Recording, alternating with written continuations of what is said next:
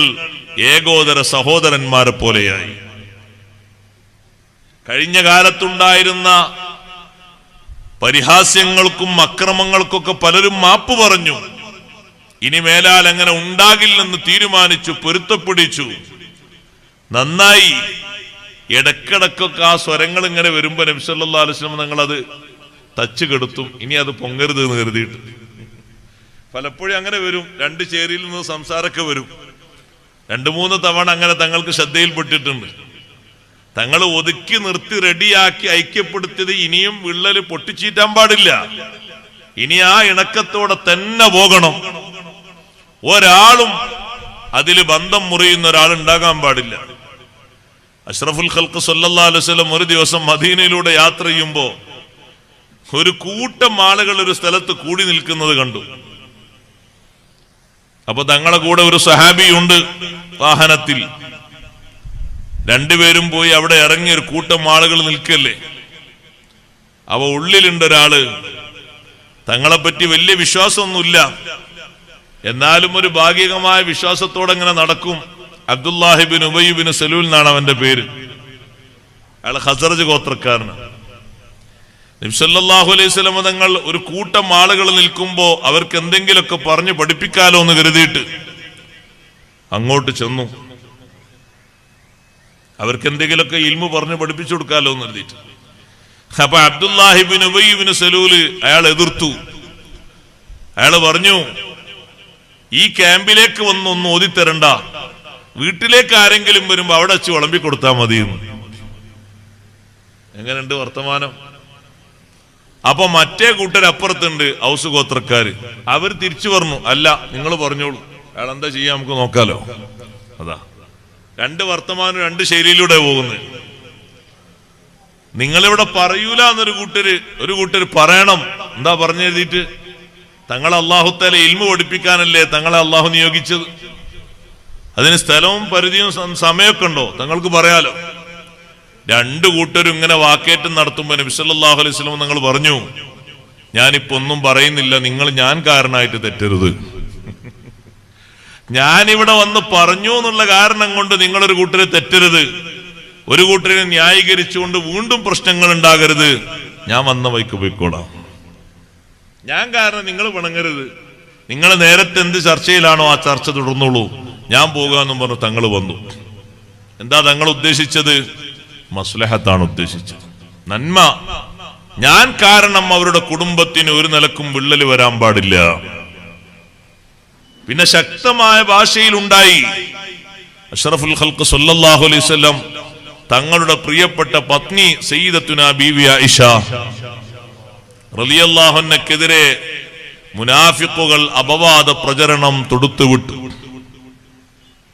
നബി സല്ലല്ലാഹു അലൈഹി വസല്ലം മദീന പള്ളിയിലേക്ക് സ്വഹാബത്തിനെ മൊത്തം ഒരുമിച്ച് കൂട്ടി എല്ലാവരോടും വരാൻ പറഞ്ഞു. സ്വഹീഹുൽ ബുഖാരിയുടെ ഹദീസാണ്, സുദീർഘമായ ഹദീസാണ്. ഞാൻ വിഷയത്തിന്റെ കാതൽ മാത്രം പറയാം. എല്ലാവരും വന്ന് പള്ളിയിൽ നിറഞ്ഞിരുന്നു. ഔസ് ഗോത്രക്കാരിൽപ്പെട്ട ഒരു നേതാവ് എഴുന്നേറ്റിട്ട് പറഞ്ഞു, നബിയേ, തങ്ങളുടെ പ്രിയപ്പെട്ട പത്നിക്കെതിരെ ആരോപണം ഉന്നയിച്ച ആള് ഞങ്ങളെ കൂട്ടത്തിലാണെങ്കിൽ തങ്ങൾ പറയുന്നത് ഞങ്ങൾ ചെയ്തേക്കും. ഞങ്ങളെ സഹോദരന്മാരായ ഖസ്റജ് ഗോത്രക്കാരെ കൂട്ടത്തിലാണെങ്കിൽ ആളെ കാണിച്ചു തന്നാൽ മതി, ഞങ്ങളവന്റെ കഥ കഴിക്കും. അപ്പൊ ഖസ്റജ് ഗോത്രത്തിൽ നിന്നൊരാൾ എഴുന്നേറ്റിട്ട് പറഞ്ഞു, നിങ്ങളൊന്നും ചെയ്യൂല, ഞങ്ങളെ കൂട്ടത്തിൽപ്പെട്ട ആളാണെങ്കിലും നിങ്ങളൊന്നും ചെയ്യൂല. അവര് കുടുംബം എന്ന നിലക്ക് രണ്ട് ചേരിയായി തിരിഞ്ഞപ്പോ നബി സല്ലല്ലാഹു അലൈഹി വസല്ലം തങ്ങൾ പറഞ്ഞു, ഇങ്ങനെ അഭിപ്രായം പറഞ്ഞ് പരസ്പരം വാഗ്വാദം നടത്താറല്ല നിങ്ങളെ വിളിച്ചു വരുത്തിയത്. ഈ വിഷയത്തെപ്പറ്റി എന്ത് തീരുമാനം ഞാൻ എടുക്കണമെന്നും അറിയാനല്ല വിളിച്ചു വരുത്തിയത്. പക്ഷേ ഈ വിഷയത്തിൽ അള്ളാഹുവിന്റെ തീരുമാനം വരുന്നത് വരെ നിങ്ങൾ ക്ഷമയോടെ വർത്തിക്കണം, സഹനത്തോടെ കാത്തു നിൽക്കണം. ഞാൻ കാരണമായിട്ട് നിങ്ങൾ പക്ഷം ചേർന്ന് അങ്ങോട്ടും ഇങ്ങോട്ടും പറഞ്ഞ് പിണങ്ങരുത്. വലിയ വാക്കേറ്റത്തിന് തുടക്കം കുറിച്ചപ്പോഴേക്ക് എന്നെ തങ്ങളത് തച്ച് കെടുത്തി, മുന്നോട്ട് പോകാൻ സമ്മതിച്ചില്ല. ആ രണ്ട് ഗോത്രക്കാരെയും ഐക്യപ്പെടുത്തി ഇണക്കി ചേർത്ത് കോർത്തുകൊണ്ട് നടന്നത് ഏറ്റവും വലിയൊരു ചർച്ചയായി രാജാക്കന്മാർക്കിടയിൽ. കാരണം ഔസും ഖസ്റജും തമ്മിലടിച്ച കാലത്തുള്ള യുദ്ധങ്ങളും പോരാട്ടങ്ങളും കലഹങ്ങളും വാഗ്വാദങ്ങളും വലിയ ചർച്ചയായിട്ട് തന്നെ ലോകത്ത് നിലനിന്നിരുന്നു. അത് മുഴുവനും അവസാനിപ്പിച്ച് ഒരാള് മറ്റൊരാളെ കാണുമ്പോ നോക്കുകയും മുഖത്തോട് മുഖം നോക്കി പുഞ്ചിരിക്കുകയും കൈകൊടുത്ത് മുസാഫഹത്ത് ചെയ്യുകയും സലാം പറയുകയും വിശേഷങ്ങൾ അന്വേഷിക്കുകയും ഒരുമിച്ചിരുന്ന് ഭക്ഷണം കഴിക്കുകയും ഒരേ വീട്ടിൽ രണ്ടുപേരും ഒരുമിച്ച് ഉറങ്ങുകയും ഒരേ വീട്ടിൽ രണ്ടുപേരും കയറി താമസിക്കുകയും ഇങ്ങനൊരു വലിയ മാറ്റം കണ്ടപ്പോഴേക്ക് പരിസരത്തുള്ള ആളുകൾ മുഴുവനും ചിന്തിച്ചു, വിശുദ്ധ ഇസ്ലാമിന്റെ സൗന്ദര്യം. അഷ്റഫുൽ ഖൽഖ് റസൂലുള്ളാഹി സ്വല്ലല്ലാഹു അലൈഹി വസല്ലമ തങ്ങൾ മദീനയിൽ വരുത്തിയ ഏറ്റവും വലിയ വിപ്ലവാത്മകമായ പ്രവർത്തനം ഈ കുടുംബത്തിന്റെ ഐക്യമാണ്. നമ്മളോട് തങ്ങൾ ആവശ്യപ്പെട്ടൊരാവശ്യം അതാണ്. കുടുംബം എന്ന നിലക്കുള്ള സ്നേഹം കാത്തു സൂക്ഷിക്കണം. രണ്ടാമത്തൊരു വിവക്ഷയുള്ളത് എന്റെ കുടുംബക്കാരെ നിങ്ങൾ സ്നേഹിക്കണമെന്നാണ്. അങ്ങനെയും ഒരർത്ഥം ആ ആയത്തിനുണ്ട്. ഇല്ലൽ മവദ്ദത ഫിൽ ഖുർബാ. കുടുംബം നോക്കുമ്പോ ഏറ്റവും പരിശുദ്ധിയുള്ള കുടുംബം നിങ്ങളുടെ കുടുംബമല്ല, എന്റെ കുടുംബമാണ്. അതുകൊണ്ട് എന്റെ കുടുംബത്തെ നന്നായി വേറിട്ട രീതിയിൽ സ്നേഹിക്കുകയും ബഹുമാനിക്കുകയും വേണം. ഇരിക്കട്ടെ, ആദ്യത്തെ തഫ്സീർ അനുസരിച്ച് നമ്മുടെ കുടുംബങ്ങൾക്കിടയിലുള്ള സ്നേഹം നിലനിർത്തണം. ഏറ്റവും അധികം കുടുംബത്തിൽ വിള്ളൽ വരുന്നത് വാക്കുകളെ കൊണ്ടാണ്. വാക്കുകൾ സൂക്ഷിക്കണം, നിയന്ത്രിക്കണം. സൂക്ഷിക്കേണ്ട സ്ഥലങ്ങളിൽ സൂക്ഷിച്ച് സംസാരിക്കണം. നമ്മുടെ വാക്ക് ഒരു കുടുംബം മുറിയാനും തകരാനും കാരണമായേക്കരുത്. നല്ല രൂപത്തിൽ ശ്രദ്ധിക്കണം. കുടുംബക്കാരുമായി സംസാരിക്കുമ്പോ സംബന്ധിക്കുമ്പോ അവർക്കിടയിലുള്ള സ്നേഹം നിലനിർത്തിക്കൊണ്ടാകണം മുന്നോട്ട് കൊണ്ടുപോകേണ്ടത്. സുബ്ഹാനല്ലാഹ്, എന്തെങ്കിലും ചില്ലറ പ്രശ്നങ്ങളുടെ മേൽ പിണക്കമുണ്ടായാൽ, അങ്ങനെ ബന്ധം മുറിഞ്ഞുപോയാൽ ഉണ്ടാകുന്ന നഷ്ടങ്ങളെ സംബന്ധിച്ച് ഖുർആൻ ഓർമ്മപ്പെടുത്തുന്നുണ്ട്. ചെറിയ നഷ്ടമല്ല, ദുനിയാവിൽ അനുഭവിക്കുന്ന ചെറിയ നഷ്ടമല്ല, ആഖിറത്തിൽ അനുഭവിക്കുന്നതും ചെറിയ നഷ്ടമല്ല, വലിയ നഷ്ടമാണ്. സയ്യിദുനാ മുഹമ്മദുർ റസൂലുള്ളാഹി സ്വല്ലല്ലാഹു അലൈഹി വസല്ലമ തങ്ങൾ ഏറ്റവും വലിയ എതിർപ്പ് നേരിട്ടത് കുടുംബത്തിൽ നിന്നാണ്. പക്ഷേ ആ കുടുംബക്കാർക്ക് മുഴുവനും അവിടുന്ന് മാപ്പ് നൽകി. ആയിഷ റളിയല്ലാഹു അൻഹ ചോദിച്ചു ഒരു ദിവസം, ഹൽ അതാ അലൈക യൗമുൻ അശദ്ദ മിൻ ഉഹദ്. ഉഹദിനെക്കാളും പ്രതിസന്ധിയുള്ള വല്ല ദിനവും തങ്ങളുടെ ജീവിതത്തിൽ വന്നിട്ടുണ്ടോ നബിയേ? ഉഹദ് ഏറ്റവും പ്രതിസന്ധി പൂർണമായ ദിവസമാണ്. അവിടുത്തെ നെറ്റിയിൽ നിന്ന് രക്തം ഉറ്റി വീണ് സ്വഹാബത്ത് പലരും തുടച്ചു നീക്കിയിട്ടും രക്തം നിലക്കാതെയായപ്പോ ഫാത്തിമത്തു സഹ്റാ റളിയല്ലാഹു അൻഹാ വീട്ടിലേക്ക് ഓടിച്ചെന്ന് ഈത്തപ്പനയുടെ ഒരു പായയുടെ കഷ്ണം എടുത്തിട്ട് അത് കരിച്ച് അതിന്റെ ചാരം കൊണ്ടുവന്ന് നെറ്റിയിൽ പതിച്ചപ്പോഴാണ് രക്തം നിലച്ചുപോയത്. ആ മണ്ണിൽ മുത്തുനബി സല്ലല്ലാഹു അലൈഹി വസല്ലമ തങ്ങളുടെ രക്തം മിറ്റിയിട്ടുണ്ട്. നബി സല്ലല്ലാഹു അലൈഹി വസല്ലമ തങ്ങളുടെ മുൻപല്ല് പൊട്ടിയത് ഉഹദിലാണ്. അവിടുത്തെ കൈവിരലിൽ നിന്ന് രക്തം മിറ്റി വീണത് ഉഹദിലാണ്. ഹൽ അന്തി ഇല്ലാ ഇസ്ബഇൻ ദമീതി വഫീ സബീലില്ലാഹി മാലഖീതി. അല്ലാഹുവിന്റെ മാർഗത്തിലല്ലേ ഈ വിരൽ തുമ്പിൽ നിന്ന് രക്തം പൊടിഞ്ഞത്. വിഷയമാക്കേണ്ടതില്ലല്ലോ, പ്രശ്നമാക്കേണ്ടതില്ലല്ലോ. സ്വന്തം വിരലിങ്ങനെ ഉയർത്തിപ്പിടിച്ചിട്ട് അവിടുന്ന് പറഞ്ഞല്ലോ, ഹൽ അന്തി ഇല്ലാ ഇസ്ബഉൻ ദമീതി വഫീ സബീലില്ലാഹി മാലഖീതി. സ്വന്തം ആവശ്യത്തിന് വേണ്ടി രക്തം പൊടിഞ്ഞതല്ലല്ലോ, അള്ളാഹുവിന്റെ മാർഗത്തിൽ തൃപ്തിയിലായിട്ടല്ലേ രക്തം പൊടിഞ്ഞത്. വിഷയമാക്കേണ്ടതില്ല. സ്വന്തം ശരീരത്തെ തങ്ങൾ ആശ്വസിപ്പിച്ചു. നബി സല്ലല്ലാഹു അലൈഹി വസല്ലമ തങ്ങൾ അതേ മുശ്രിക്കുകളുടെ ഭാഗത്തു നിന്ന് തങ്ങൾ വധിക്കപ്പെട്ടു എന്ന കിംവദന്തി പരന്നൊരു സമയം കൂടിയാണ് ഉഹദ്. അഷ്റഫുൽ ഖൽഖ് സല്ലല്ലാഹു അലൈഹി വസല്ലം തങ്ങളുടെ ഏറ്റവും വലിയ സഹായിയായിരുന്ന ഹംസത്തുൽ കറാർ റളിയല്ലാഹു അൻഹു ഷഹീദായത് ഉഹദിന്റെ രണഭൂമിയിലാണ്. ഒരുപാട് നഷ്ടങ്ങൾ തങ്ങളെ സംബന്ധിച്ചിടത്തോളം അവിടെ നടന്നിട്ടുണ്ട്. അതുകൊണ്ടാണ് ബീവി ആയിഷ റളിയല്ലാഹു അൻഹയുടെ ചോദ്യം, ഉഹദിനെക്കാളും പ്രതിസന്ധിയുള്ള വല്ല ദിനവും വന്നിട്ടുണ്ടോ നബിയേ? ഉഹദ് അനുഭവിച്ചിടത്തോളം വലിയ പ്രതിസന്ധിയുള്ളതാണ്.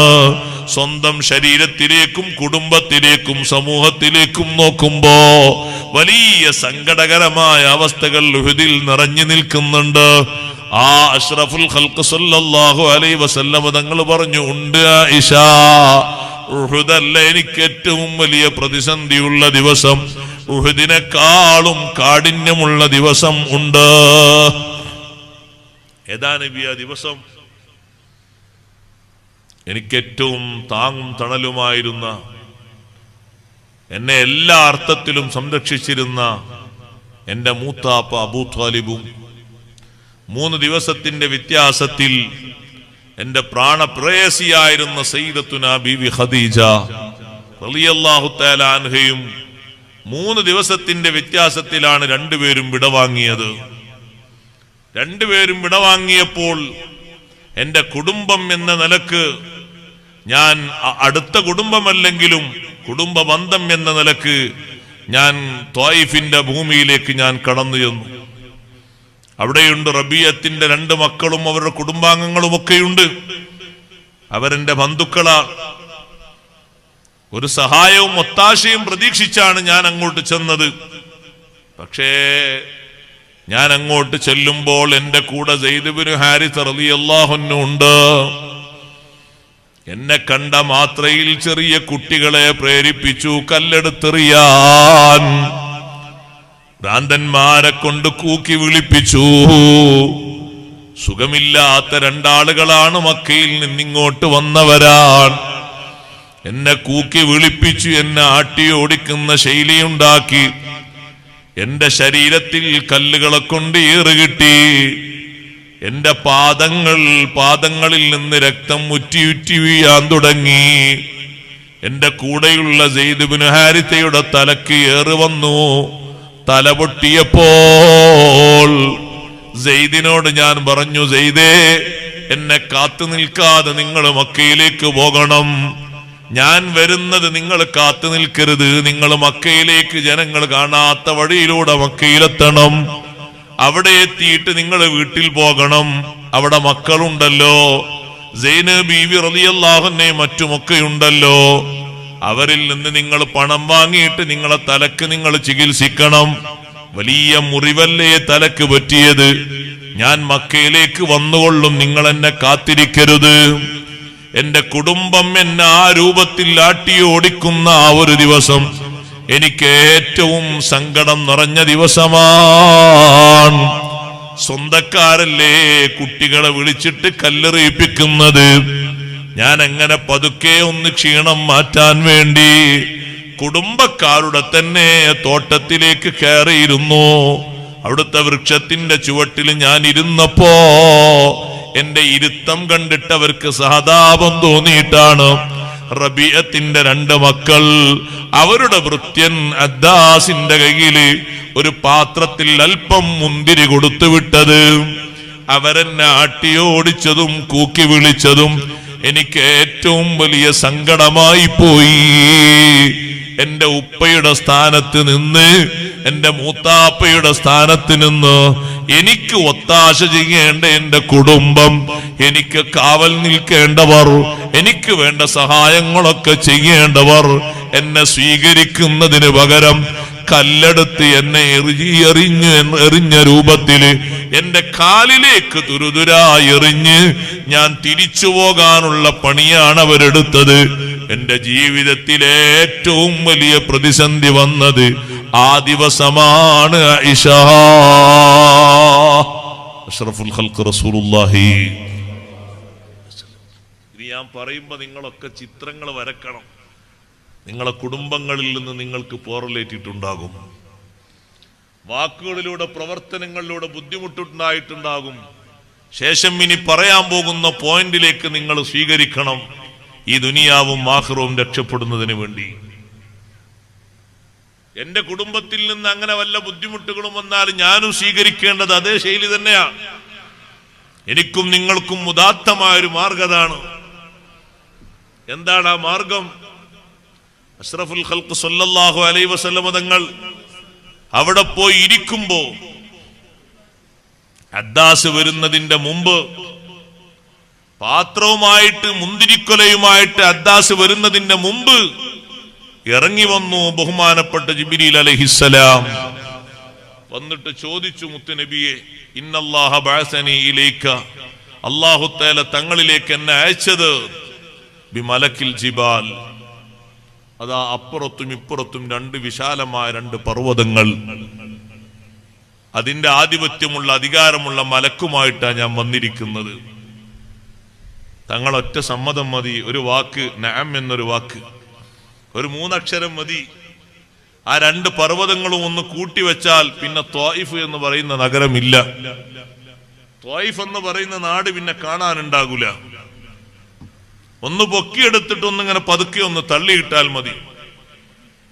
അതിനാ ഒരു മലക്ക് മതി, കൂടുതൽ ആളുകളൊന്നും വേണ്ട. തങ്ങളുടെ സമ്മതം ഉണ്ടെങ്കിൽ അത് ചെയ്യാൻ അള്ളാഹുവിന്റെ ഓർഡർ ഉണ്ട്. നമ്മളൊന്ന് ആലോചിച്ചു നോക്കൂ. നബി സല്ലല്ലാഹു അലൈഹി വസല്ലം നിങ്ങൾ ക്ഷീണിച്ചിരിക്കാൻ, ആ സുന്ദരമായ പാദത്തിൽ നിന്ന് രക്തം പൊടിഞ്ഞു എന്ന് പറഞ്ഞാൽ എത്ര വലിയ സങ്കടമാ സഹോദരങ്ങളെ, എത്ര വലിയ സങ്കടമാണ്. സഹിക്കാൻ പറ്റുമോ അത്? കാലിന്റെ തള്ളവരല്, ഹിജ്റ പോകുന്ന സമയത്ത് തള്ളവരലിന്റെ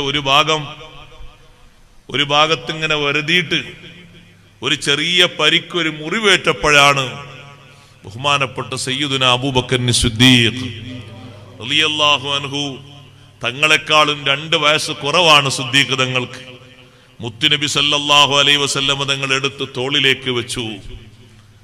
ഒരു കുഞ്ഞിനെ വെക്കും പോലെ സ്നേഹത്തോടെ തോളിലേക്ക് വെച്ചു. അല്പൊന്ന് നബിയെ, നമുക്ക് വിശ്രമിച്ചിട്ട് പോകാം. നല്ല ഒരു പാറയുടെ ചുവട്ടിൽ മുണ്ട് വിരിച്ച്, വിരിപ്പ് വിരിച്ച്, ഒരു കുട്ടിയെ ഉമ്മ കടത്തും പോലെ, ഉപ്പ കൊണ്ടുപോയി ആശ്വാസത്തോടെ കടത്തും പോലെ മുത്തു നബി സല്ലല്ലാഹു അലൈഹി വസല്ലം തങ്ങളെ താങ്ങിക്കിടത്തി ഒരു പാറയുടെ ചുവട്ടിൽ ഒന്ന് വിശ്രമിച്ചിട്ട് യാത്രയാകാം നബി.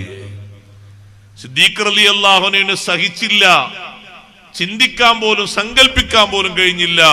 മുത്തു നബി സല്ലല്ലാഹു അലൈഹി വസല്ലം തങ്ങളെ തള്ളവിരൽ രക്തത്തിന്റെ ഒരു പാട് കണ്ടപ്പോഴേക്ക് സിദ്ദീഖ് റളിയല്ലാഹു അൻഹു തങ്ങളെ താങ്ങിയെടുത്തു. സഹിക്കാൻ പറ്റോ അവിടുത്തെ പാദത്തിൽ നിന്ന് രക്തമുറ്റിയത്? സഹിക്കാൻ പറ്റോ സഹോദരങ്ങളെ? സമൂഹത്തിന് സഹിക്കാൻ പറ്റോ? ആരാണ് മുത്തു നബി സല്ലല്ലാഹു അലൈഹി വസല്ലം? അള്ളാഹുവിന്റെ വലിയ കാവലുണ്ടായിട്ടല്ലേ അല്ലാഹു തആല സ്നേഹത്തോടെ മലക്കിനെ പറഞ്ഞയച്ചത്. ഒന്നവിടുന്ന് സമ്മതിക്കുകയാണെങ്കിൽ തരിപ്പണമാക്കി കളയാം. പക്ഷേ അവിടുത്തെ സ്നേഹ സമീപനമാണ് നമ്മൾ പഠിക്കേണ്ടത്. എന്റെ കുടുംബമാണല്ലോ, വേണ്ട ജിബ്രീൽ വേണ്ട. അവരെന്നെ ആട്ടിയോടിച്ചതും കൂക്കി വിളിപ്പിച്ചതും സ്വന്തം ചെയ്യാൻ അവർ മടിച്ചിട്ട് മറ്റുള്ളവരെ ഏൽപ്പിച്ചതും അവരെന്റെ കുടുംബക്കാരായത് കൊണ്ട് തന്നെയാണ്. അവർക്കറിവില്ലല്ലോ, ഞാൻ അവർക്ക് മാപ്പ് കൊടുക്കുന്നു. അള്ളാഹുവിനോട് ദുആ ചെയ്തു, അല്ലാഹുമ്മ ഗ്ഫിർ ലിഖൗമി ഫഇന്നഹും ലാ യഅലമൂൻ. അവരറിവില്ലാത്തവരല്ലേ, പുറത്തു കൊടുക്കണം അല്ലാഹ്. ജിബ്രീൽ അലൈഹിസ്സലാമിനോട് പറഞ്ഞു, നിങ്ങൾക്ക് പോകാം. അർജു അൻ യഖ്റുജ മിൻ അസ്ലാബിഹിം മൻ യഅബ്ദുല്ലാഹ വഹ്ദഹു. തലമുറകൾ എത്രയോ കഴിയുമ്പോ ഇവരുടെ പിന്മുറക്കാരിൽ നിന്ന് ഏതെങ്കിലും ഒരാള്, അള്ളാഹുവിൽ വിശ്വസിക്കുന്ന ഒരാൾ വരുന്നത് ഞാൻ പ്രതീക്ഷിക്കുന്നു, ആഗ്രഹിക്കുന്നു, താല്പര്യപ്പെടുന്നു. എനിക്കതാണ് വേണ്ടത്. പകപോക്കുന്ന സ്വഭാവം എനിക്കില്ല. പകരത്തിന് പകരം കൊടുക്കുന്ന സ്വഭാവം എനിക്കില്ല. വിട്ടുവീഴ്ചയാ തങ്ങൾ കാണിച്ചത്, വിട്ടുവീഴ്ച മനോഭാവമാ തങ്ങൾ കാണിച്ചത്. പകരം വീട്ടാൻ ഒരു 3 അക്ഷരം മതി സഹോദരങ്ങളെ. ഒരു 3 അക്ഷരം, നഅം എന്നൊരു 3 വാക്ക്, 3 അക്ഷരം ഒരുമിച്ചുകൂടി ഒരു വാക്ക് മതി. പെട്ടെന്ന് തന്നെ കാര്യങ്ങൾ നടക്കും. മുത്തുനബി സല്ലല്ലാഹു അലൈഹി വസല്ലം തങ്ങൾ വേദനിക്കുന്നത് അല്ലാഹു തആല ഇഷ്ടപ്പെടുമോ? നബി സല്ലല്ലാഹു അലൈഹി വസല്ലം തങ്ങൾക്ക് മാനസികമായി വരുന്നൊരു പ്രയാസം, ആ പ്രയാസം നികത്തുന്നതിന് സൃഷ്ടികളെക്കാൾ കൂടുതൽ പെട്ടെന്നതിന് പരിപാടി, അതിന്റെ വേണ്ട കാര്യങ്ങൾ ഒരുക്കി തരുന്നവനാണ് മുത്തുനബി സല്ലല്ലാഹു അലൈഹി വസല്ലം തങ്ങളെ അങ്ങേ നിലക്ക് ഏറ്റവും അധികം മഹബ്ബത്ത് കൊടുത്ത് തൃപ്തിപ്പെടുന്ന യജമാനനായ റബ്ബ് സുബ്ഹാനഹു വ തആല ഒരു വാക്ക് തങ്ങളെപ്പറ്റി പറയുമ്പോഴേക്ക് മറുപടി പറയുന്ന അല്ലാഹു തആലാന്റെ ശൈലിയല്ലേ, പതിവല്ലേ? സമൂഹത്തിൽ ആരെങ്കിലും ഒന്ന് നബി സല്ലല്ലാഹു അലൈഹി വസല്ലം തങ്ങൾക്കെതിരെ ഒരു വാക്ക് പറയുമ്പോ അല്ലാഹു തആല മറുപടി പറയാതിരുന്നിട്ടുണ്ടോ? ഏതെങ്കിലും ഒന്ന് നോക്ക് നിങ്ങൾ, ഒന്ന്, ഏതെങ്കിലും ഒന്ന്. ഒരു കൂട്ടം ആളുകൾ പറഞ്ഞു, മക്കയിലുള്ള ആളുകൾ തങ്ങളോട് ലസ്ത മുർസലൻ, തങ്ങൾ മുർസലൊന്നല്ല എന്ന് പറഞ്ഞു. അല്ലാഹു തആല എങ്ങനെ പ്രതികരിച്ചത്? ബാക്കിയുള്ള അമ്പിയാക്കളോടൊക്കെ മുർസലല്ല എന്ന് പറയുമ്പോ ഞാൻ മുർസലാണ് എന്ന് അവരങ്ങ് പറയല. ഞാൻ മുർസലാണ്, അല്ലാഹ് എന്നെ അയച്ചിട്ടുണ്ട്, നിങ്ങൾ വിശ്വസിക്കണം. ഇത് അല്ലാഹു തആല സാക്ഷ്യപ്പെടുത്തുകയാണ്. ബിസ്മില്ലാഹിർ റഹ്മാനിർ റഹീം, യാസീൻ വൽ ഖുർആനിൽ ഹകീം ഇന്നക ലമിനൽ മുർസലീൻ. വൽ ഖുർആനിൽ ഹകീം, തിരുത്തപ്പെടാതെ എന്നും അതിന്റെ ഭദ്രതയിൽ നിലനിൽക്കുന്ന ഖുർആനില്ലേ, ആ ഖുർആന് തന്നെയാണ് സാക്ഷ്യം. ഇന്നക ലമിനൽ മുർസലീൻ, അവിടുന്ന് മുർസലീങ്ങളിൽപ്പെട്ട ആള് തന്നെയാണ്. ആരും അതിൽ സംശയിക്കരുത്, ആരും അത് നിഷേധിക്കരുത്. എത്ര ആണയിട്ട്, എത്ര താക്കീതോടെയാണ് അല്ലാഹു തആല പറയുന്നത്. അതൊക്കെ എന്തോ ബുദ്ധിക്ക് കുറവുണ്ട് ഞങ്ങൾ മനസ്സിലാക്കുന്നു. ഒന്ന് ആലോചിച്ച് നോക്ക് നിങ്ങൾ. സമൂഹം പറഞ്ഞ പറച്ചില് ദൃഷ്ടാന്തങ്ങളുമായി അള്ളാഹുവിന്റെ മാർഗത്തിലേക്ക് ക്ഷണിക്കുമ്പോ സമൂഹം പറഞ്ഞതിന് മറുപടിയാ, ഇന്നാ ലനറാക ഫീ സഫാഹ വ ഇന്നാ ലനദുന്നുക മിനൽ കാദിബീൻ റബ്ബിൽ ആലമീൻ. എനിക്കൊരു ബുദ്ധിക്കുറവുമില്ല, ഞാനൊരു പോയത്തക്കാരനുമല്ല, ഞാനൊരു പൊട്ടനുമല്ല. വലാകിന്നി റസൂലും മിർ റബ്ബിൽ ആലമീൻ, ലോകരക്ഷിതാവിൽ നിന്നുള്ള ദൂതനാണ്, റസൂലാണ് ഞാൻ. മുത്തുനബി സല്ലല്ലാഹു അലൈഹി വസല്ലം തങ്ങൾ ആരെങ്കിലും ഒന്ന് എതിർത്താൽ ഉടനെ അള്ളാഹുവിന്റെ ഭാഗത്തുനിന്ന് മറുപടി വന്നു. സ്വകാര്യമായിട്ട് മരിച്ചുപോയ പരമ്പരയൊന്നുമില്ല, മക്കളൊന്നുമില്ലല്ലോ, ആൺകുട്ടികളൊക്കെ നേരത്തെ മരിച്ചുപോയില്ലേ, ആ അബുത്തറിനോടാ ഞാൻ സംസാരിച്ചത്. കാതോരം പറഞ്ഞ സ്വകാര്യാണ്. അള്ളാഹു എങ്ങനെ മറുപടി പറഞ്ഞു? ചെറിയ മറുപടിയാണോ? ഇന്നാ അഅതൈനാകൽ കൗസർ ഫസ്വല്ലി ലിറബ്ബിക വൻഹർ ഇന്ന ശാനിഅക ഹുവൽ അബ്തർ. ഓ നബിയേ, തങ്ങൾക്ക് നാം ധാരാളം സന്താനങ്ങളെ തന്നിരിക്കുന്നു. തങ്ങൾക്ക് തന്ന സന്താന പരമ്പര പോലെ ലോകത്തൊരാൾക്കും സന്താന പരമ്പര നാം നൽകിയിട്ടില്ല. ഇന്നാ അഅതൈനാകൽ കൗസർ, ഏറ്റവും അധികം സന്താന പരമ്പരകൾ വ്യത്യസ്ത ഉപ്പമാരിലൂടെ, പിതാക്കളിലൂടെ അറിയപ്പെടുന്ന സയ്യിദന്മാർ ലോകത്തിന്റെ വിവിധ ഭാഗങ്ങളില്ലേ. അവിടുത്തെ മസ്ജിദുൽ അഖ്സയിലെ ഇമാം, ജനങ്ങൾ വിളിക്കുന്ന പേരാ ഇമാം മഹ്ദി. ഒറിജിനൽ പേര് മുഹമ്മദ് ബിൻ അബ്ദുല്ലാഹ് റളിയല്ലാഹു അൻഹു. തങ്ങൾ പറഞ്ഞു, ഇസ്മി ഇസ്മുഹു, എന്റെ പേര് തന്നെയാണ് അവരുടെ പേര്, എന്റെ ഉപ്പാന്റെ പേരാണ് അവരുടെ ഉപ്പാന്റെ പേര്, അതാണ് പേര്. മറ്റേത് ആളുകൾ വിളിക്കുന്ന പേരാണ് ഇമാം മഹ്ദി എന്ന്. ആ വലിയ ഇമാം, എത്രയാണ് ആ ഇമാമിന്റെ അംഗീകാരം നോക്ക് നിങ്ങൾ. മസീഹി ഈസ അലൈഹിസ്സലാത്തു വസ്സലാം സുബഹിക്ക് ഭൂമിയിൽ വന്നിറങ്ങുമ്പോ മസ്ജിദുൽ അഖ്സയിൽ വാങ്ക് കൊടുത്ത് തീരുന്ന നേരത്ത് ജനങ്ങൾ വന്നിട്ട് മഹ്ദി ഇമാമിനോടും അവിടെയുള്ള ആളുകളോടും പറയും, ഈസാ നബി അലൈഹി സ്വലാം എത്തിയിട്ടുണ്ട്, ദാ ഡമസ്കസിലെ വെള്ള വിനാരത്തിലൂടെ താഴോട്ട് വന്നിട്ടുണ്ട്, മലക്കുകളുടെ സംരക്ഷണത്തിലായി ഭൂമിയിലെത്തിയിട്ടുണ്ട്. മഹ്ദി ഇമാമിന്റെ നേതൃത്വത്തിൽ സ്വീകരിക്കാൻ പോകും. സ്വീകരിച്ച ആദ്യമായി ഈസാ നബി അലൈഹി ഇസ്ലാമിന്റെ മസ്ജിദുൽ അഖ്സയിലേക്കാണ് സുബ്ഹി നിസ്കാരത്തിൽ. ഇഖാമത്ത് കൊടുക്കും. ഈസാ നബി അലൈഹി ഇസ്ലാം പറയും, ഒന്ന് ഇമാമായി നിന്നാൽ, നിങ്ങളൊന്ന് ഇമാമായി നിൽക്കണം എന്ന് പറയുമ്പോ ഇമാം മഹ്ദിയെയാണ് ഈസാ നബി അലൈഹി ഇസ്ലാം മുന്തിക്കുന്നത്, നിങ്ങൾ തന്നെ ഇമാമായി നിൽക്കുക. ഇമാം മഹ്ദി റളിയല്ലാഹുവിന്റെ കീഴിൽ നിന്നിട്ടാണ് സുബഹി നിസ്കാരം ആദ്യമായി നിർവഹിക്കുന്നത്. ചെറിയ ബഹുമതിയാണോ സഹോദരങ്ങളെ അത്? അവരെ കാണാനൊക്കെ നമ്മളുണ്ടാകുമെന്നറിയില്ല. നേരത്തെ ഉസ്താദ് പറഞ്ഞ പോലെ അത്ര ദീർഘായുസ്സൊന്നും നമുക്ക് ഉണ്ടാകുമെന്നറിയില്ല. ഏതായാലും വല്ലാത്തൊരു അനുഭവമായിരിക്കും അന്ന് ഭൂമിയിൽ. ഏറ്റവും നല്ല ഖൈറുള്ള കാലമെന്ന് സയ്യിദുനാ റസൂലുള്ളാഹി സ്വല്ലല്ലാഹു അലൈഹി വസല്ലം തങ്ങൾ വിശേഷിപ്പിച്ചിട്ടുണ്ട്. സുദീർഘമായി ഇമാം ഇബ്നു മാജ റിപ്പോർട്ട് ചെയ്ത ഹദീസിൽ കാണാം ഇമാം മഹ്ദി റളിയല്ലാഹുവിന്റെ വരവിനെ കുറിച്ച്. നല്ല സന്തോഷമുള്ള കാലാണ്. ഇരിക്കട്ടെ, അത്രയും മക്കള് നീണ്ടു നിൽക്കുന്ന സന്താന പരമ്പര ലോകത്തുണ്ട്. സയ്യിദന്മാരൊക്കെ മുറിഞ്ഞുപോയി, അവരൊന്നും ഇനി ഇല്ലാന്നൊക്കെ വാദിക്കുന്ന ആൾക്കാരുണ്ട്. നന്നായി പഠിച്ചാൽ മതി, അള്ളാഹു ഇൽമേറ്റി കൊടുക്കട്ടെ. നമുക്കത്രേ അതിൽ പറയാനുള്ളൂ, വേറൊന്നും പറയാനൊന്നുമില്ല. അള്ളാഹു അവർക്ക് ഹിദായത്ത് ഏറ്റി കൊടുക്കട്ടെ. പഠിക്കാത്തതിന്റെ കുറവായിരിക്കും, അല്ല എന്ത് പറയാനാ? നേർക്കേറെ പഠിച്ചാൽ അങ്ങനെ പറയില്ലല്ലോ. ഹുസൈൻ റളിയല്ലാഹു അൻഹു ഷഹീദായതോടുകൂടി ആ പരമ്പര മുറിഞ്ഞു? ഇല്ല, മുറിഞ്ഞിട്ടില്ല. ഹുസൈൻ റളിയല്ലാഹു അൻഹു കർബലയിൽ ഷഹീദാകുമ്പോ അവിടുത്തെ മക്കളിൽ ടെന്റിൽ വിശ്രമിക്കുന്ന ഒരു കുട്ടിയുണ്ട്, അലി ഇബ്നുൽ ഹുസൈൻ റളിയല്ലാഹു അൻഹു. ബാപ്പാന്റെ പേരെന്നെ മോനിട്ടതാണ്, ഉപ്പാനൊന്ന് അനുസ്മരിക്കാൻ വേണ്ടി ഹുസൈൻ റളിയല്ലാഹു അൻഹു. അലി ഇബ്നുൽ ഹുസൈൻ റളിയല്ലാഹു അൻഹു പിൽക്കാലത്ത് അലി സൈനുൽ ആബിദീൻ റളിയല്ലാഹു അൻഹു എന്ന പേരിൽ വിശുദ്ധനായ മഹാൻ സന്താന പരമ്പരകളിലൂടെ വന്നിട്ടുണ്ട്. അത് നിലച്ചിട്ടില്ല. ശരിയായ നിലക്ക് ചരിത്രം പഠിച്ചാൽ മനസ്സിലാകും. മുത്തുനബി സല്ലല്ലാഹു അലൈഹി വസല്ലം ഞങ്ങളെ കാതോരം വിമർശിച്ചിട്ട് പോലും അള്ളാഹു വിട്ടിട്ടില്ല, വിടുകയില്ല. അള്ളാഹുവിന്റെ മഹബത്ത് അങ്ങനെയാണ്. അതുകൊണ്ട് ആ സഹോദരങ്ങളെ, ഇങ്ങനെ ഒരു ചോദ്യം, സ്വന്തക്കാര് കുടുംബക്കാര് കല്ലെടുത്തെറിഞ്ഞിട്ടും കുടുംബക്കാരാണെങ്കിലും ശരി എന്റെ ഹബീബിനെ വിഷമിപ്പിച്ചോ, അവരെന്നേക്കുമായി അവസാനിപ്പിക്കാൻ അവിടുത്തെ സമ്മതമുണ്ടെങ്കിൽ അല്ലാഹു തആല അതിന് സമ്മതം തന്നിട്ടുണ്ട്. നബി സല്ലല്ലാഹു അലൈഹി വസല്ലം വേണ്ടാന്നല്ലേ പറഞ്ഞത്? വിട്ടുവീഴ്ചയാണ് തങ്ങൾ ചെയ്തത്. കുടുംബത്തിൽ നിന്ന് വരുന്ന കാര്യങ്ങൾ തങ്ങൾ അവധാനതയോടെ സഹനത്തോടെ തങ്ങൾ നേരിട്ടു, ക്ഷമാപൂർവം നേരിട്ടു. വിട്ടുവീഴ്ചയാണ് തങ്ങൾ അവർക്ക് നൽകിയത്. ലോകം എന്നും പഠിക്കുന്ന ചരിത്രത്തിൽ ഇപ്പോഴും അത് വലിയ മാതൃകയാണ്. കുടുംബക്കാര ഭാഗത്തു നിന്നുണ്ടാകുന്ന അക്രമം ചെറിയ അക്രമമല്ലല്ലോ, സഹിക്കാവുന്നതിലും അപ്പുറമാണ്.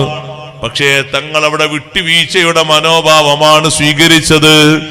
നമുക്കും ലോകത്ത് പഠിക്കാനുള്ളതും ചെയ്യാനുള്ളതും അതാണ്. കുടുംബക്കാരിൽ നിന്ന് എപ്പോഴെങ്കിലും ഏതെങ്കിലും രൂപത്തിൽ എതിർപ്പ് വരുമ്പോ അത് ആളിക്കത്തിച്ച് മുന്നോട്ട് കൊണ്ടുപോകരുത്. വിട്ടുവീഴ്ച ചെയ്തിട്ട് മാപ്പ് കൊടുത്തിട്ട് മസ്ലഹത്തിന് വേണ്ടി നന്നാകാനുള്ള ശ്രമം വേണം. അതിനത്രയും കട്ടിയാർന്ന ഈമാന് വേണം. കണ്ടില്ലേ നിങ്ങൾ ബഹുമാനപ്പെട്ട സയ്യിദുനാ അബൂബക്കർ സിദ്ദീഖ് റളിയല്ലാഹു അൻഹു.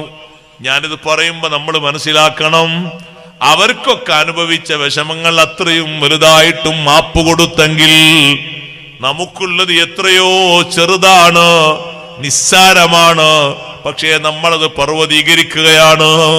ചെറിയൊരു കാര്യം അത് വികസിപ്പിച്ച് പടലപ്പിണക്കങ്ങളാണ്. പിന്നെ അന്യോന്യം സഹകരണമല്ല, ഒന്നുമില്ല, ബന്ധമില്ല. മരിച്ചാ പോലും ചില ആളുകൾ വരൂല. അള്ളാഹു കാത്തു രക്ഷിക്കട്ടെ. അത്രയും കടികട്ടിയുള്ള കുടില മനസ്സ്, വല്ലാത്ത മനസ്സാണത്. കുടുംബബന്ധം ശരിയായ നിലക്ക് കാത്തു സൂക്ഷിച്ചാൽ വല്ലാത്ത സുഖം അതുകൊണ്ട് കിട്ടും. നബി സല്ലല്ലാഹു അലൈഹി വസല്ലം നിങ്ങൾ പറഞ്ഞില്ലേ, ദീർഘായുസ് വേണ്ട ആൾക്കാർ ചെയ്യേണ്ട ഒരു കാര്യമാണ്. ആർക്കാ ദീർഘായുസ് ആഗ്രഹമില്ലാത്തത്? കുറെ കാലം ഖൈറാത്ത് ചെയ്ത് ജീവിക്കണം എന്ന് ആഗ്രഹമില്ലാത്ത ആൾ ആരുണ്ടാവൂല. എല്ലാവരും അതിനെ മൂളുള്ളൂ. സാമ്പത്തികമായി നല്ല ഭദ്രത വേണമെന്ന് ആഗ്രഹിക്കാത്ത ലോകത്താരാ? എല്ലാവർക്കും വേണത് ബറക്കത്ത് വേണം. സാമ്പത്തികമായ ഭദ്രത കൊണ്ട് ഉദ്ദേശിച്ചത് ആ ബറക്കത്താണ്. ചെറുതാണെങ്കിലും ബറക്കത്തുള്ള ജീവിതം, വലുതാണെങ്കിലും ബറക്കത്തുള്ള ജീവിതം. ഇഷ്ടം പോലെ ഉണ്ടായിട്ട് കാര്യമല്ലോ ബറക്കത്തില്ലായിരുന്നാൽ. കുറച്ചാണെങ്കിലും ബറക്കത്തുണ്ടായ മതിയല്ലോ, ധാരാളല്ലേ. അത് രണ്ടും തങ്ങൾ അതിന് കാര്യമായി പറഞ്ഞൊരു പോംവഴി, ഫല്യസിൽ റഹിമ, കുടുംബബന്ധം പുലർത്തണം. മൻ അഹബ്ബ അൻ യുബ്സത ലഹു ഫീ റിസ്ഖിഹി വയുൻസഅ ലഹു ഫീ അസരിഹി ഫല്യസിൽ റഹിമ. കുടുംബ വിശാലത, സാമ്പത്തിക പുരോഗതി ഉദ്ദേശിക്കുന്ന ആളുകൾ അവര് കുടുംബബന്ധം പുലർത്തണം. അതുപോലെ തന്നെ അവര് ദീർഘായുസ് ഉദ്ദേശിക്കുന്നുണ്ടോ കുടുംബബന്ധം പുലർത്തണം. കുടുംബബന്ധം എങ്ങനെയാ പുലർത്തേണ്ടത്? ഈ ഹദീസ് വിശദീകരിച്ചുകൊണ്ട് പണ്ഡിതന്മാര് പഠിപ്പിച്ചു. സിലത്തുർ റഹ്മ എന്ന് പറഞ്ഞാൽ കുടുംബക്കാർക്ക് സേവനം ചെയ്യണം. അവരുടെ ഗ്രേഡ് അനുസരിച്ച് ബന്ധം പുലർത്തുന്ന ആളുകളുടെ ബന്ധത്തിനനുസരിച്ച് സേവനം ചെയ്യണം. ചിലപ്പോൾ ഫതാറത്തൻ യകൂനു ബിൽമാൽ, ഇമാം നബി റളിയല്ലാഹു അൻഹു പറഞ്ഞു സമ്പത്ത് കൊണ്ടായിരിക്കും ആ സേവനം. കൊടുക്കണം. കാരണം കൊടുക്കാനും ഏറ്റവും നല്ലോണം കൽപ്പിച്ചതും കൊടുക്കാനും ഏറ്റവും നല്ലോണം പ്രതിഫലം കിട്ടുന്നതും ആർക്കാ? കുടുംബക്കാർക്കാ. പക്ഷെ അതിന് തോന്നണ്ടേ? നമുക്ക് തോന്നണ്ടേ സഹോദരങ്ങളെ? കുടുംബക്കാർക്ക് കൊടുക്കുന്നോടത്തൊരു പിശുക്കാണ്. ബാക്കി ഏത് റിലീഫിനും ഏത് വിഷയത്തിലും നന്നായി കൊടുത്തേക്കാം. കഷ്ടപ്പെടുന്ന ഒരാള് സ്വന്തം സഹോദരനായിട്ടുണ്ട്, വിഷമുണ്ട്, ബുദ്ധിമുട്ട് അനുഭവിക്കുന്നുണ്ട്, അറിഞ്ഞാലും അതൊക്കെ എങ്ങനെങ്കിലൊക്കെ ഇങ്ങനെ ആയിക്കോളും.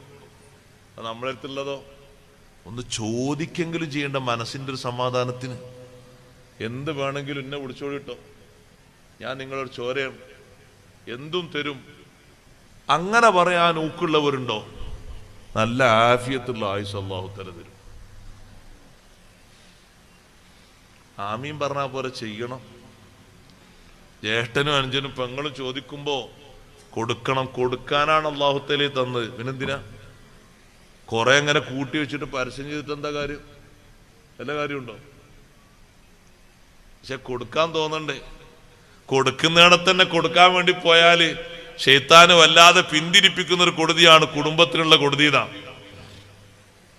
കുടുംബത്തിന് എന്തെങ്കിലും കൊടുക്കാൻ പോകുമ്പോ അത്ര കണ്ട് ശൈത്താൻ പിന്തിരിപ്പിക്കുന്ന ഒരു ശൈലി വേറല്ല. ഇയാളൊരു കല്യാണത്തിനാ പോയത്, പെങ്ങളെ കുട്ടീന്റെ കല്യാണത്തിന്. അപ്പൊ ഇയാൾ അവിടെ എങ്ങനെ ഇരുന്നു? കല്യാണപ്പന്തല്ലേ, ഇയാൾ കുറെ നേരം ഇരിക്കേണ്ടല്ലോ, കുടുംബക്കാരനല്ലേ, സ്വന്തം സഹോദരിയുടെ മകളെ കല്യാണല്ലേ. അപ്പൊ ഇയാളടുത്ത് കൊടുക്കണമെന്നുണ്ട്, നല്ലൊരു സംഖ്യ കൊടുത്ത് സഹായിക്കണം എന്നുണ്ട്. ഒന്നിന്റെ പേരിലും അല്ല, സ്വന്തം രക്താണ്. ആ കുട്ടിയെ തൊട്ടാൽ ഉളു മുറിയാത്ത ബന്ധാണ് ഈ ഇരിക്കുന്ന ആൾക്കുള്ളത്. അത്രയും വലിയ ബന്ധാണ്. അതിലപ്പുറം വലിയ ബന്ധം എന്താ വേണ്ടത്? പക്ഷെ അയാൾ അവിടെ ഇരുന്നപ്പോ പലരും സഹായത്തിന്റെ ലെക്കോട്ട് കവർ ഇങ്ങനെ കൊണ്ടുവന്ന് കൊടുക്കുന്നുണ്ട്. അപ്പൊ കവറിന്റെ എണ്ണം കൂടിക്കണ്ടപ്പോ ഇയാളെ മനസ്സിൽ ശൈത്താൻ ഒരു മന്ത്രം കൊണ്ടുവന്നത് അത്ര കൊടുക്കണ്ടോ, കുറെ കിട്ടിയിട്ടുണ്ട്, തോനെ കൊടുത്താല് ഓവറായാലോ. മനസ്സിൽ ശൈത്താൻ മന്ത്രിപ്പിച്ചു. കൊണ്ടുവന്നത് എത്രയുള്ളതാകെ? ആകെയുള്ള 25,000 അതെന്നെ കുറച്ചേ ഉള്ളൂ. 25,000 ഇപ്പത്തെ കണക്ക് നോക്കി. 25,000 എന്താ കിട്ടുക സഹോദരങ്ങളെ? ഒരു സൂപ്പർ മാർക്കറ്റ് പോയി 4 സാധനം വാങ്ങിയ 25,000 മതിയാവൂല. 25,000 ആകെ കൊണ്ടുവന്നത്. ശൈത്താൻ പറഞ്ഞു അത്ര കൊടുക്കണ്ട, കുറച്ചേക്ക് 15 10 ഒക്കെ മതി. എന്താ കാരണോ? ആ കവർ ഇങ്ങനെ കൂനം കുനേക്കുന്നു. ആ കവറിൽ എത്ര ഉള്ളത് ഇയാൾ കണ്ടോ? ചിലപ്പോ 100-200 ആയിരിക്കും ആകെ ഉണ്ടാകുക. അതാ വാടക സാധനത്തിനുള്ള വില കൊടുക്കാൻ തന്നെ ഉണ്ടാവില്ല.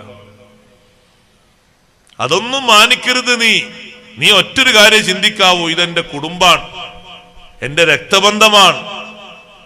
സർവ്വ പിശാചുക്കളെയും മലർത്തിയടിച്ച് ഫുള്ളം കൊടുത്തേക്കണം നീ കൊണ്ടുവന്നത്. അതിൽ നിന്ന് കുറക്കണ്ട. കൊടുക്കാനുള്ളൊരു മനസ്സവിടെ വേണ്ടേ? നബി സല്ലല്ലാഹു അലൈഹി വസല്ലം തങ്ങൾ കൊടുക്കാൻ ഏറ്റവും കൂടുതൽ കൊടുത്തത് ആർക്കാ? കുടുംബത്തിനാ. ഏറ്റവും അധികം തങ്ങൾ കൊടുത്ത് കുടുംബത്തിനാണ്.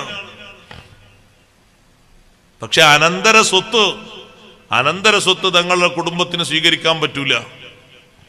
നബി സല്ലല്ലാഹു അലൈഹി വസല്ലം തങ്ങളുടേതെന്ന് മാത്രമല്ല, അംബിയാഇന്റെ അനന്തര സ്വത്ത് അത് ദീനിനുള്ളതാണ്. ഫാത്തിമ ബീവി റളിയല്ലാഹു അൻഹയും അബ്ബാസ് റളിയല്ലാഹു അൻഹും അടങ്ങുന്ന കുടുംബക്കാര് അനന്തര സ്വത്തിന്റെ വിഷയം പറഞ്ഞ് അബൂബക്കർ റളിയല്ലാഹു അൻഹു സമീപിച്ചപ്പോ അബൂബക്കർ സിദ്ദീഖ് റളിയല്ലാഹു അൻഹു പറഞ്ഞു, തങ്ങൾ പറയുന്ന ഹദീസ് ഞാൻ കേട്ടിട്ടുണ്ട്, നഹ്നു മാശിറുൽ അംബിയാഇ ലാ നൂറസ്, ഞങ്ങൾ അംബിയാക്കൾ സമൂഹം, പ്രവാചകന്മാരുടെ സമൂഹം ഞങ്ങൾ അനന്തരമെടുക്കപ്പെടാൻ പറ്റൂല. മാ തറക്നാഹു സദഖാ, ഞങ്ങൾ എന്ത് സമ്പത്തായിട്ട് മിച്ചമിടുന്നുണ്ടോ അത് അല്ലാഹുവിന്റെ ദീനിനുള്ള സ്വതക്കയാണ്, ധർമ്മമാണ്. അതുകൊണ്ട് തരാൻ പറ്റൂല, നിങ്ങൾ പോയിക്കൊള്ളൂ. ജീവിതകാലത്ത് തങ്ങൾ കൊടുത്തതിൽ ഏറ്റവും അധികം കൊടുത്തത് കുടുംബക്കാർക്കല്ലേ. ആ വീട്ടിൽ നിങ്ങൾ നോക്ക്, നബി സല്ലല്ലാഹു അലൈഹി വസല്ലം നിങ്ങളുടെ വീട്ടിൽ എന്തെങ്കിലും ഒരു ഹദിയ വന്നാൽ ആ ഹദിയകൾ നബി സല്ലല്ലാഹു അലൈഹി വസല്ലം നിങ്ങൾ വിതരണം ചെയ്യുമ്പോൾ കാര്യമായി പരിഗണിച്ചിരുന്നു. അവിടുത്തെ പോറ്റി വളർത്തിയ മുലയൂട്ടിയ മാതാക്കൾ, അവരെ തങ്ങൾ ഒരിക്കലും മറക്കാറില്ല. പരിപാലിച്ച ഉമ്മമാര്, അവരെ തങ്ങൾ വിട്ടുപോകാറില്ല. എന്നു മാത്രമല്ല, ഖദീജ റളിയല്ലാഹു അൻഹയ്ക്ക് ശേഷം ഖദീജ ബീവിയുടെ സഹോദരിയായ ഹാല ബീവിക്ക് ഇടക്കിടക്ക് നബി തങ്ങൾ ഹദിയ കൊടുത്തേക്കുമായിരുന്നു. ഭാര്യയുടെ സഹോദരി എന്നൊരു ബന്ധമാ സഹോദരങ്ങളെ ഉള്ളത്, അടുത്ത ബന്ധമല്ല. പക്ഷേ കുടുംബം എന്ന നിലക്കൊരു ബന്ധമുണ്ട്. അതുവരെ തങ്ങൾ പരിഗണിച്ചിരുന്നു, ചെറുതല്ല. അതുകൊണ്ട് ഇമാം നവവി റളിയല്ലാഹു അൻഹു പറഞ്ഞു, ചിലപ്പോ സമ്പത്ത് കൊടുത്തുകൊണ്ടായിരിക്കും, ചിലപ്പോ താറത്തൻ ബിൽ ഖിദ്മ, ചിലപ്പോ സേവനം ചെയ്തുകൊണ്ട് ബന്ധം പുലർത്തേണ്ടി വരും. ചിലപ്പോ ചില ബന്ധങ്ങളൊക്കെ സന്ദർശനം കൊണ്ട് മതിയാക്കാൻ പറ്റും, സലാം പറഞ്ഞും സന്ദർശിച്ചിട്ടൊക്കെ മതിയാക്കാൻ പറ്റും. അല്ലാത്ത രൂപങ്ങളൊക്കെ സ്വീകരിക്കാം. ബന്ധം നിലനിർത്തുന്ന മാർഗങ്ങൾ പറഞ്ഞതാണ് സിലത്തുർ റഹിം. കുടുംബ ബന്ധം പുലർത്തുക, നിലനിർത്തുക എന്ന് പറഞ്ഞാൽ ഇങ്ങനെ സേവനം ചെയ്യാം.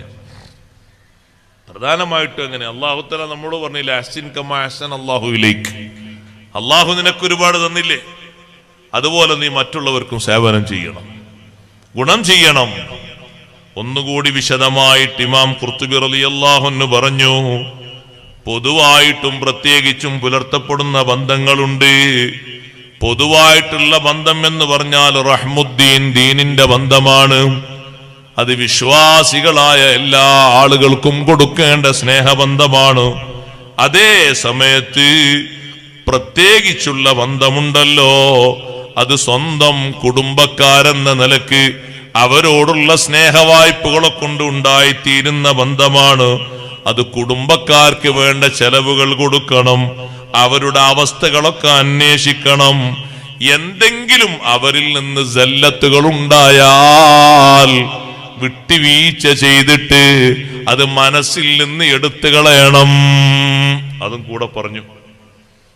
ഖുർത്തുബി ഇമാം എണ്ണിയപ്പോ അതും പറഞ്ഞു, വത്തഗാഫുലു അൻ സല്ലാത്തിഹിം, കുടുംബക്കാരിൽ നിന്ന് വരുന്ന പോരായ്മകള് അത് നമ്മൾ പ്രശ്നമാക്കണ്ട, വിട്ടേക്ക്, പുറത്തു കൊടുത്തേക്ക്. അവിടെയാണ് ബഹുമാനപ്പെട്ട സയ്യിദുന അബൂബക്കർ സിദ്ദീഖ് റളിയല്ലാഹു അൻഹു ലോകത്തുള്ള ഏറ്റവും വലിയ നമുക്ക് മാതൃകയാകുന്നത്. സിദ്ദീഖ് റളിയല്ലാഹു അൻഹുവിന്റെ ജീവിതത്തിൽ വന്ന വല്ലാത്തൊരു സങ്കടമാണത്. അത്തരത്തിലൊരു സങ്കടാവസ്ഥ നമുക്കാർക്കും സംഭവിച്ചിട്ടുണ്ടാകൂല. എന്നിട്ടും സിദ്ദീഖ് റളിയല്ലാഹു അൻഹു സ്വീകരിച്ച സമീപനം നമ്മൾ പഠിക്കണം. സിദ്ദീഖ് റളിയല്ലാഹു അൻഹുവിന്റെ വീട്ടില് സ്വന്തം ചെലവിൽ കഴിയുന്ന സ്വന്തം ഉമ്മയുടെ സഹോദരിയുടെ പുത്രനാണ് മിസ്തഹ് ഇബ്നു ഉസാസ റളിയല്ലാഹു അൻഹു. ബദരീങ്ങളിൽപ്പെട്ട മഹാനാണ്. ബദരീങ്ങളെ പേരെണ്ണുമ്പോ നമ്മൾ എണ്ണാറുണ്ടല്ലോ മിസ്തഹ് ഇബ്നു ഉസാസ റളിയല്ലാഹു അൻഹുവിനെ. ആയിഷ റളിയല്ലാഹു അൻഹയുമായി ബന്ധപ്പെട്ട് മുനാഫിഖുകൾ ഉണ്ടാക്കിയ ആ അപവാദ പ്രചരണത്തിൽ കുടുങ്ങി ഈ സ്വഹാബി വരികയാണ്. സിദ്ദീഖ് റളിയല്ലാഹുവിന്റെ കുടുംബക്കാരൻ, സ്വന്തം ഉമ്മാന്റെ സഹോദരിയുടെ പുത്രൻ. എങ്ങനെ കുടുങ്ങി? മുനാഫിഖുകൾ ഈ വിഷയം പറയുമ്പോൾ അത് കേട്ട് ചിരിച്ചുപോയി. ചിരിച്ചാ മതി, അത് ശരി. നിങ്ങൾ വിചാരിക്കണം പറയണ്ട, എഴുതൊന്നും വേണ്ട, മെസ്സേജായി വിടൊന്നും വേണ്ട, അതൊക്കെ കുറച്ചുകൂടി അപ്പുറാണ്. ഒരാള് പറയുന്ന വിഷയം കേട്ട് ചിരിച്ചു കൊടുത്താ മതി, എന്നാ പറഞ്ഞ ആൾ അതേ ലെവലിൽ ഇപ്പുറത്തുണ്ടാവും. മാറ്റൊന്നുമില്ല, ശിക്ഷ അങ്ങനെ. ഹദ് കിട്ടിയല്ല, ഇവർക്കും കിട്ടിയല്ല ഹദ്. ചിരിച്ച മഹാനായ മിസ്തഹ് റളിയല്ലാഹു അൻഹുവിനും ഹദ്ദടിച്ചു. ബദരീങ്ങൾ എന്ന സ്ഥാനത്തിനത് കുറവാകൂല. ഹസ്സാൻ ഇബ്നു സാബിത്ത് റളിയല്ലാഹു അൻഹുവിനും ഹദ്ദ് കിട്ടിയിട്ടുണ്ട്. അത് സാധാരണ നമ്മുടെ നാട്ടിലെ പെണ്ണുങ്ങളെ പറയും പോലെ കിട്ടുന്ന ഹദ്ദല്ല. വ്യഭിചാരോപണത്തിന് ഖുർആൻ പഠിപ്പിച്ചല്ലോ 80 അടിയെന്ന്. പക്ഷേ ഇവിടെ ഉമ്മഹാത്തുൽ മുഅ്മിനീങ്ങളിൽപ്പെട്ട പ്രധാനിയായ ആയിഷ റളിയല്ലാഹു അൻഹയെ പറ്റിയായതുകൊണ്ട് ആയിഷ ബീവി റളിയല്ലാഹു അൻഹ നിരപരാധിയാണ് എന്ന് അല്ലാഹു ഖുർആനിലൂടെ ആയത്തിറക്കിയപ്പോ ഇവർക്ക് അടി കിട്ടി 160 അടിയാണ്. 80 അല്ല, അതിന്റെ ഇരട്ടിയാണ്. ആ മിസ്തഹ് റളിയല്ലാഹു അൻഹു ഇതിൽ കുടുങ്ങിയിട്ടുണ്ട് എന്ന് ആയിഷ ബീവി റളിയല്ലാഹു അൻഹ നിരപരാധിത്വം അല്ലാഹു തആല ബോധ്യപ്പെടുത്തിയതിനു ശേഷം സിദ്ദീഖ് തങ്ങൾക്ക് വിവരം കിട്ടുമ്പോ മനസ്സിലെ സങ്കടം എത്രയാണ്. സിദ്ദീഖ് റളിയല്ലാഹു അൻഹു ആണ് മിസ്തഹ് റളിയല്ലാഹു അൻഹു ചെലവ് കൊടുക്കുന്നത്. സ്വന്തം വീടില്ല, സിദ്ദീഖ് തങ്ങളെ വീട്ടിലാണ് അവരും ഉമ്മയും കഴിഞ്ഞുകൂടുന്നത്. മനസ്സിലെ വിഷമത്തിന് കണക്കുണ്ടോ? ബീവി ആയിഷ റളിയല്ലാഹു അൻഹയുടെ വിഷയത്തിൽ 40 ദിവസം കഴിഞ്ഞിട്ടല്ലേ വഹി ഇറങ്ങിയത്. എത്ര വലിയ സങ്കടമാണ് സ്വഹാബത്തിന്റെ ഇടയിൽ നിലനിന്നത്. മുനാഫിഖുകളെ കൊണ്ടുണ്ടായ ഒരു എടങ്ങേറ്, ആ എടങ്ങേറിൽ സിദ്ദീഖ് റളിയല്ലാഹു അൻഹും കുടുംബവും റാഹത്തോടെ അള്ളാഹുവിന്റെ ഭാഗത്തു നിന്നുള്ള നിർദ്ദേശം കിട്ടി മുന്നേറുമ്പോ സ്വന്തം ഉമ്മാന്റെ സഹോദരൻ ഉമ്മയുടെ സഹോദരിയുടെ മകൻ ഈ വിഷയത്തിൽ കുടുങ്ങി എന്നുള്ള വർത്തമാനം സിദ്ദീഖ് തങ്ങൾക്ക് വല്ലാത്ത വിഷമമായി. സിദ്ദീഖ് റളിയല്ലാഹു അൻഹു പറഞ്ഞു, നിങ്ങളും ഉമ്മയും വീട്ടിൽ നിന്ന് പോകണം, ഇവിടെ നിങ്ങൾ താമസിക്കണ്ട. സൗജന്യ താമസവും ഭക്ഷണവും ചെലവൊക്കെ തന്നിട്ട് സ്വന്തക്കാരായി നിന്നിട്ട് നിങ്ങൾ നമുക്ക് പണി തന്നല്ലോ, നിങ്ങൾ വീട്ടിൽ നിന്ന് പോയിക്കോളൂ എന്ന് പറഞ്ഞു രണ്ടുപേരും വീട്ടിൽ നിന്ന് ഇറങ്ങിപ്പോയി. അവരങ്ങനെ പോകുന്ന സമയത്താണ് അള്ളാഹുവിന്റെ ചോദ്യം വന്നത്. ആ ചോദ്യം സിദ്ദീഖ് റളിയല്ലാഹു അൻഹു വിളിച്ചിട്ട് മുത്ത് നബി സല്ലല്ലാഹു അലൈഹി വസല്ലം ചോദിക്കുകയാണ്. അല്ലാഹു തആല പറയുന്നുണ്ട്, സിദ്ദീഖേ അലാ തുഹിബ്ബൂന അൻ യഗ്ഫിറല്ലാഹു ലക്കും, അല്ലാഹു നിങ്ങൾക്ക് മാപ്പ് തരുന്നത് ഇഷ്ടമല്ലയോ? അതേ നബിയെ, ഇഷ്ടമാണ്. എന്നാ കുടുംബക്കാരന് മാപ്പ് കൊടുക്കൂ. മിസ്തഹ് റളിയല്ലാഹു അൻഹുവിനും മാതാവിനും മാപ്പ് കൊടുക്കൂ. സിദ്ദീഖ് റളിയല്ലാഹു അൻഹു ആയത്ത് കേട്ടു. സൂറത്തുൻ നൂറിലെ ആയത്ത് കേട്ടപ്പോൾ ശങ്കിച്ച് നിൽക്കാതെ ഉടനെ പറഞ്ഞു, ബലാ ഉഹിബ്ബു അൻ യഗ്ഫിറല്ലാഹു ലീ, അല്ലാഹു എനിക്ക് മാപ്പ് തരുന്നത് ഞാൻ ഇഷ്ടപ്പെടുന്നു. വേഗം പോയിട്ട് വീട് വിട്ട് ഇറങ്ങിപ്പോയ നേരത്തെ പോകാൻ വേണ്ടി പറഞ്ഞ മിസ്തഹ് റളിയല്ലാഹു അൻഹുവിനെയും മാതാവിനെയും ഒരു ദിവസത്തിന്റെ കണക്കെത്തിയിട്ടില്ല, 1 മണിക്കൂറിന്റെ സമയമായിട്ടില്ല.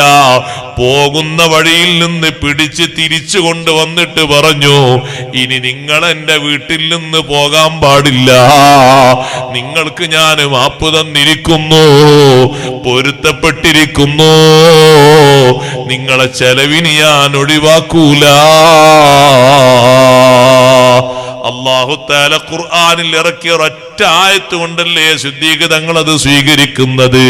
വലാ യഅ്തലി ഉലുൽ ഫളി മിൻകും വസ്സഅ അയ്യുതു ഉലിൽ ഖുർബാ വൽ മസാകീന വൽ മുഹാജിരീന ഫീ സബീലില്ലാഹി വൽ അഫൂ വൽ അസ്ഫഹു അലാ തുഹിബ്ബൂന അൻ യഗ്ഫിറല്ലാഹു ലക്കും. നല്ല സാമ്പത്തിക സ്രോതസ്സുള്ള ആളുകൾ, വലിയ മഹത്വമുള്ള ആളുകൾ ഇനി കുടുംബക്കാർക്ക് കൊടുക്കൂല. അവരങ്ങനെ പറഞ്ഞില്ലേ, ഇങ്ങനെ പറഞ്ഞില്ലേ എന്ന് സത്യം ചെയ്യരുത്. അവര് വിട്ടുവീഴ്ച ചെയ്തു കൊടുക്കണം. മനസ്സിൽ നിന്ന് ആ വിഷയം പാടെ എടുത്തു മാറ്റിക്കളയണം. ഒരു കറ പോലും വെക്കരുത്. വല്യ ആഫു എന്ന് പറഞ്ഞതിന്റെ ഉടനെ അള്ളാഹു വല്യ അസ്ഫഹു എന്നും കൂടി പറഞ്ഞില്ലേ? ഇതിനാ രണ്ടും പറഞ്ഞ രണ്ടും ഒന്നല്ല. വല്യ ആഫു വിട്ടുവീഴ്ച, മാപ്പ് കൊടുക്കുക. വല്യ അസ്ഫഹു മനസ്സിൽ നിന്ന് ആ വിഷയം എടുത്തു മാറ്റിക്കളയാ. പിന്നെ മനസ്സിൽ അതിങ്ങനെ തികട്ടി വരുമ്പോ വീണ്ടും വീണ്ടും ആലോചന വരൂലേ? മനസ്സിൽ നിന്ന് മാറ്റിക്കളയാ. സിദ്ദീഖ് റളിയല്ലാഹു അൻഹു മാപ്പ് കൊടുത്ത് തിരിച്ചു കൊണ്ടുവന്നവരെ വീട്ടിൽ കൊണ്ടുവന്നു. ഇനി നിങ്ങൾ പോകാൻ പാടില്ല എന്ന് പറഞ്ഞു. പൊരുത്തപ്പെട്ടു കൊടുത്തു. ആ വീട്ടിൽ തന്നെ താമസിക്കുന്ന ആളുകൾ നിങ്ങൾ ആലോചിച്ചു നോക്കൂ. നിങ്ങളൊരു സഹോദരൻ നിങ്ങളെ വീട്ടിൽ തന്നെ താമസിക്കുമ്പോൾ നിങ്ങൾക്കെതിരെ വല്ല ശബ്ദവും ഉയർത്തിയാൽ, ആരെങ്കിലും എന്തെങ്കിലും വിഷയത്തിന് സഹായിച്ചാൽ, നിങ്ങൾക്കെതിരായിട്ട് ആരോടെങ്കിലും എന്തെങ്കിലും പറഞ്ഞാൽ സഹിക്കണേന് എത്ര വലിയ വിഷമമുള്ളൊരു കാര്യമാണത്. ഇതും ചെറിയൊരു കാര്യമല്ല.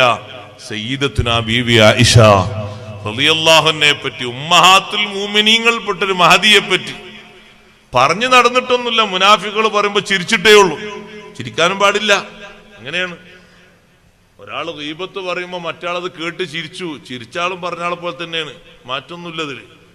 അത് ശരി, പറഞ്ഞോളന്നില്ല, ചിരിച്ചാ മതി. ഇയാൾക്ക് സമ്മതം ഉണ്ടായിട്ടല്ലേ അയാൾ ചിരിച്ച്? അല്ലെ ഇയാൾക്ക് എതിർത്താ പോരെന്നില്ലേ? എന്റെ എതിർക്കാതിരുന്ന് നിങ്ങളാ പറഞ്ഞ് ശരിയല്ല എന്ന് പറഞ്ഞാ പോരെന്നില്ലേ? ചിരിച്ചാ അതിന്റെ അംഗീകാരം എന്നല്ലേ ഇതിന്റെ അർത്ഥം? കേട്ടിരുന്നാലും അങ്ങനെ തന്നെയല്ലേ? ഒരാളിങ്ങനെ പറയുന്നുണ്ട്, നോമ്പൊക്കെ അല്ലേ, ടൈമൊക്കെ പോകണ്ടേന്നത്, മറ്റാളെങ്ങനെ കേട്ടിരുന്നു. കേട്ടിരുന്നാലും അങ്ങനെ തന്നെ. അൽ മുഖ്താബു അൽ മുസ്തമിയു ശരീക്കാനി ഫിൽ ഇസ്ം. പറയുന്നവനും കേൾക്കുന്നവനും കുറ്റത്തിൽ ഒരുപോലെയാണ്, മാറ്റല്ല. രണ്ടുപേർക്കും ഒരേ കുറ്റമാണ്, ഒരേ ശിക്ഷയാണ്. ഞാൻ പറഞ്ഞിട്ടില്ലല്ലോ എന്ന് പറയുമ്പോ അല്ലാഹു തആല പറയും, നീ കേട്ടില്ല, എന്തിനാ കേട്ടത്? എനിക്കാണ് പോയിക്കൂടായിരുന്നില്ലേ? ഞാൻ ചിരിച്ചിട്ടേ ഉള്ളൂ, എന്തിനാ ചിരിച്ച? ആ ചിരിയുടെ അംഗീകാരമല്ലേ, സമ്മതല്ലേ? ഇരിക്കാൻ പാടില്ലല്ലോ. ആവശ്യമുള്ളതിനല്ലേ ചിരിക്കല്. ഗീബത്തിനും ഇത്യാദി വിഷയങ്ങൾക്കൊക്കെ ചിരിച്ചു കൊടുക്കല. സഹോദരങ്ങളെ, അത്തരത്തിൽ കറയേൽക്കുന്ന വിഷമേൽക്കുന്ന ഒരു വിഷയം വന്നിട്ടും മാപ്പ് കൊടുത്തൂടെ എന്ന് അല്ലാഹു തആല ചോദിക്കുമ്പോഴേക്ക് മാപ്പ് കൊടുത്തു. ഒരു ദിവസം പോലും മാറ്റി താമസിച്ചിട്ടില്ല. നമ്മൾ പഠിക്കേണ്ട പാഠമാണ്. ഇമാം നബി റളിയല്ലാഹു അൻഹു പറഞ്ഞു, ബന്ധം പുലർത്തുക എന്ന് പറഞ്ഞാൽ പ്രധാനമായിട്ടും അതാ.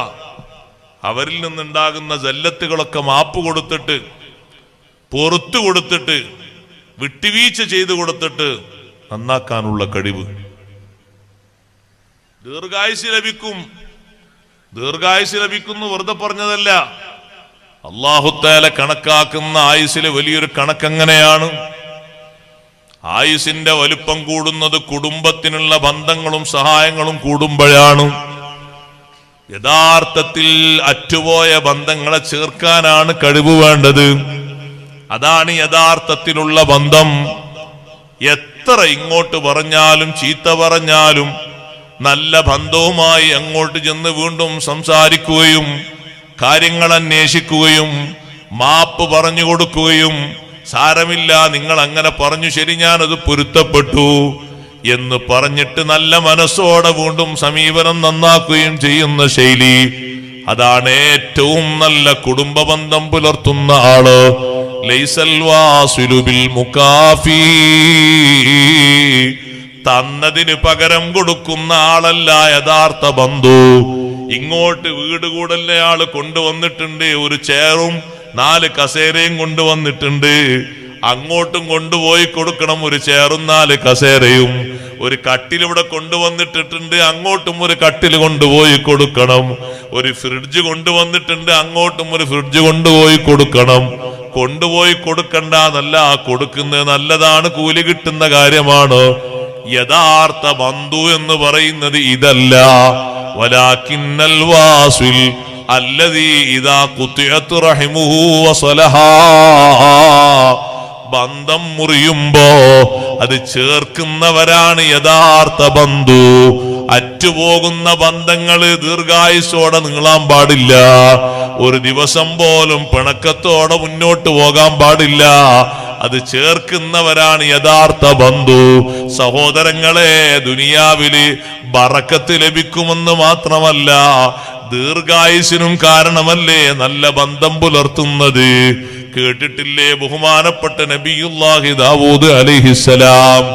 ദാവൂദ് നബി അലൈഹിസ്സലാമിന്റെ സവിധത്തിൽ ഒരിക്കലും മലക്ക് വന്നിട്ട് ഒരാളെ കാണിച്ചുകൊണ്ട് പറഞ്ഞു, ദാവൂദ് നബിയെ, ആ പോകുന്ന ആൾക്ക് ഇനി ദുനിയാവിൽ 6 ദിവസം മാത്രമേ ബാക്കിയുള്ളൂ. 6 ദിവസം മാത്രമേ ബാക്കിയുള്ളൂ. അത് കഴിഞ്ഞാൽ അയാൾ ആഖിറത്തിലേക്ക് പോകാനുള്ള ആളാണ്. സുബ്ഹാനല്ലാഹ്. അത് കഴിഞ്ഞിട്ട് പിന്നീട് വർഷങ്ങൾക്ക് ശേഷവും ആ മനുഷ്യനെ കണ്ടപ്പോ ദാവൂദ് നബി അലൈഹിസ്സലാമിനോട് ഇത് പറഞ്ഞ മലക്ക് പിന്നെ വന്നപ്പോ ചോദിച്ചു, മലക്കിനോട് ദാവൂദ് നബി ചോദിച്ചു, അല്ല, 6 ദിവസം എന്ന് നിങ്ങൾ ആയുസ് പറഞ്ഞ ഒരാളെ ഇന്നലെയും ഞാൻ കണ്ടല്ലോ, വർഷങ്ങളെത്ര കഴിഞ്ഞു. ദാവൂദ് നബി അലൈഹിസ്സലാമിനോട് മലക്കിന്റെ മറുപടി, ഞാൻ അന്ന് 6 ദിവസം എന്ന് അല്ലാഹു നിശ്ചയം പറഞ്ഞതാണ്. ആ 6 ദിവസം കഴിഞ്ഞിട്ട് അയാള് പോകാനുള്ള ആള് അതിനിടക്ക് നല്ലൊരു ബന്ധം ചേർത്തപ്പോ അല്ലാഹു 20 കൊല്ലത്തെ ആയുസ് കൂടി കൂട്ടിക്കൊടുത്തു. അങ്ങനെ ദീർഘായുസ്. പക്ഷെ അത് ചെയ്യാനും കൊടുക്കാനും മനസ്സങ്ങോട്ട് തോന്നണം. മനസ്സല്ല നന്നാക്കി തരട്ടെ. ആ മർക്കടമുഷ്ടി മാറണം എന്നർത്ഥം. ഇത് റമദാനായാലും വിട്ടുവീഴ്ച ചെയ്യൂല, ഹജ്ജിന് പോകുകയാണെങ്കിലും വിട്ടുവീഴ്ച ചെയ്യൂല. ചിലരൊക്കെ ധൈര്യത്തോടെ പറയും, അവനങ്ങനെ ചെയ്തില്ലേ, നമുക്ക് ആഖിറത്തുനിന്ന് കാണാം. ഇയാൾ ആഖിറക്ക് റെഡിയാക്കി ചിക്കാണ്, മറ്റേ ആൾ ആഖിറത്തുനിന്ന് കാണാനായിട്ട്. നമുക്ക് ആഖിറത്തുനിന്ന് കാണാം, ആഖിറത്തുനിന്ന് അവനെ പിടിക്കാം. എന്താ പറച്ചില്. അതിന് കേൾക്കുമ്പോ വിചാരിക്കും ഇയാൾ ആഖിറക്ക് റെഡിയാണ്. ഇനി മറ്റാള് വന്നിട്ട് അതും കൂടി ഒന്ന് ആ വിഷയങ്ങൾ കൂടി ഒന്ന് തീർക്കാനേ ഉള്ളൂ. ഒക്കെ റെഡിയാണ്. ഈമാനിലും അമലിലും ഒക്കെ ആള് 100ക്ക് 100 ഒക്കെ റെഡിയാണ്. അവനാന്റെ ആഖിറന്ന് റെഡിയാക്കണ്ടേ? ആരാന്റെ ആഖിറത്തിന് കാത്തിക്കണമെങ്കിൽ അതങ്ങാ വിട്ടുവീഴ്ച ചെയ്ത് മാപ്പ് ചെയ്ത് കൊടുത്തു നോക്കി അല്ലാഹു തആല തരുന്ന എത്രയാണ്. സ്വന്തം സഹോദരന്മാരോട് പിണങ്ങരുത്, പിണക്കണ്ട, മാറ്റിയേക്കണം. നാളെ തന്നെ തീർത്ത്, ഇന്ന് രാത്രി തീർത്തേക്കണം. രാവിലെ ആകുമ്പോഴേക്ക് ഉണ്ടാകുമെന്നറിയില്ല. പെട്ടെന്ന് മാപ്പാക്കിയേക്കണം. നിങ്ങളിൽ നിന്ന് പറ്റാത്തൊരു വിഷയത്തിന് സഹോദരൻ ചീത്ത പറഞ്ഞു, ചീത്ത തന്നെ പറഞ്ഞു, പറയണ്ടേന്നെ ചീത്ത. സഹോദരനായി എന്നുള്ള ബന്ധം കൊണ്ട് പറഞ്ഞാണ്, അടിക്കാണ് വേണ്ടത്. പക്ഷെ മാന്യതയുള്ളതുകൊണ്ട് ചീത്ത മാത്രം പറഞ്ഞാണ് നാട്ടെഴുതിയിട്ട്. പക്ഷെ പിന്നെ നിങ്ങൾക്ക് അവൻ കണ്ണിൽ കരട്. എന്തിനാള് പറഞ്ഞത്? നിന്റെ അടുക്കൽ പറ്റാത്തൊരു കാര്യം കണ്ടു, ദീനിൽ അത് പറ്റാത്തൊരു സംഗതിയാ, സ്വന്തം ചോരയല്ലേ എന്ന് കരുതിയിട്ടാണ് ഉപദേശിച്ചത്. പിന്നെ നിനക്ക് അവനെ എന്നും കാണാൻ പറ്റാത്ത ആളായി. ഓൻ വിളിച്ചാ പോകൂല. ഓൻ നിന്റെ വീട്ടിലേക്ക് വരുമ്പോഴേക്ക് നീ മറ്റേ വാതിലൂടെ അർജന്റ് ആണ് മറ്റേ ഭാഗത്തേക്ക് പോകും. അല്ല നീ നേരെ മൂത്രപ്പുരയെ പോയിക്കും. മൂപ്പര് ഇവിടെ പോയിക്കണം. ഇനിയിപ്പോ വരുമോന്ന് അറിയില്ല, ഞാൻ അവിടെ തന്നെ എത്തിക്കാഫിരിക്കുമെന്ന് അതും അറിയില്ല. അവിടെ ഉണ്ടായിട്ട് പോയെന്നല്ല, ഇയാൾ വന്നിട്ട് പോയതാ. ഈ കുശുമ്പൊക്കെ മാറണം, ഈ കുറുമ്പൊക്കെ മാറണം. മനസ്സിന് നന്മയുണ്ടോ? നന്മയാണ് ഉപദേശിച്ചത്. ഓവറായി പറഞ്ഞു ഇന്ത്യക്കുന്നുണ്ടായ സംഗതി അങ്ങനെയാണ്. പറയാൻ അധികാരമുള്ള ആൾ തന്നെയാണ്, എന്റെ സ്വന്തം ചോരയാണ്. സ്നേഹം കുറയരുത്, ബന്ധം വീണ്ടും കൂടുതലാകണം. നല്ല ബന്ധത്തോടെ കാര്യങ്ങൾ പറയണം. നിങ്ങൾ കണ്ടില്ലേ സയ്യിദുനാ റസൂലുള്ളാഹി സ്വല്ലല്ലാഹു അലൈഹി വസല്ലം തങ്ങളുടെ മൂത്താപ്പ അബൂലഹബല്ലേ ജബൽ അബീ ഖുബൈസിന്റെ മുകളിൽ വെച്ച് മുത്തുനബി തങ്ങളെ എതിർത്തത്, തരന്തായെന്ന വർത്തമാനം പറഞ്ഞത്. ഒരാളും അള്ളാഹുവിന്റെ ഹബീബിനോട് അങ്ങനത്തെ വർത്തമാനം പറഞ്ഞിട്ടില്ല. തബ്ബല്ലക ലിഹാദാ ദഅൗതനാ, അള്ളാഹുവിന്റെ മാർഗത്തിലേക്ക് ക്ഷണിച്ചപ്പോ ആദ്യമായി പ്രതികരിച്ചത് അബൂലഹബാണ്. വളരെ മോശപ്പെട്ട വാക്കാ പറഞ്ഞത്. തബ്ബല്ലക, നാശം പിടിച്ച വാക്കല്ലേ പറഞ്ഞത്, നാശത്തിന്റെ പ്രാർത്ഥനയല്ലേ പറഞ്ഞത്. അത് പകല് പറഞ്ഞിട്ടും മുത്ത് നബി സല്ലല്ലാഹു അലൈഹി വസല്ലം അങ്ങനെ പറഞ്ഞാളെ വീട്ടിൽ കഴിഞ്ഞ് പോണ്ടാന്ന് തീരുമാനിച്ചോ? ഇല്ല. വൈകുന്നേരം നബി സല്ലല്ലാഹു അലൈഹി വസല്ലം വീണ്ടും ആ വീട്ടിലേക്ക് പോയി. അബൂലഹബിന്റെ വാതില് മുട്ടി. അബൂലഹബ് വിചാരിച്ചു പകല് പറഞ്ഞ് തെറ്റായി പോയി എന്നുള്ളതിന് ക്ഷമാപണം നടത്താൻ വന്നതാണ് എന്ന്.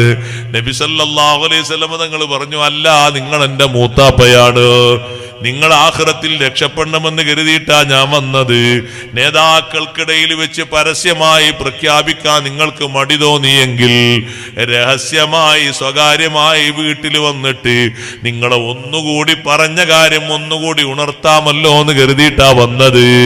നിങ്ങൾ തൗഹീദിലേക്ക് വരണം, അള്ളാഹുവിനെ വിശ്വസിക്കണം, ഞാൻ അള്ളാഹുവിന്റെ റസൂലാണ് എന്ന് അംഗീകരിക്കണം. നേതാക്കൾക്കിടയിൽ പരസ്യമായി പറയാൻ നിങ്ങൾക്ക് പേടിയുണ്ടെങ്കിൽ ഇവിടെ ഞാനും നിങ്ങളും അല്ലേ വീട്ടിലുള്ളൂ, ഇവിടെ വെച്ച് പറയാമല്ലോ. അത്തരത്തിലൊരു ശാപവാക്ക് പകല് പറഞ്ഞിട്ടും മുത്തുനബി സല്ലല്ലാഹു അലൈഹി വസല്ലം തങ്ങളത് വിഷയമാക്കിയിട്ടില്ല.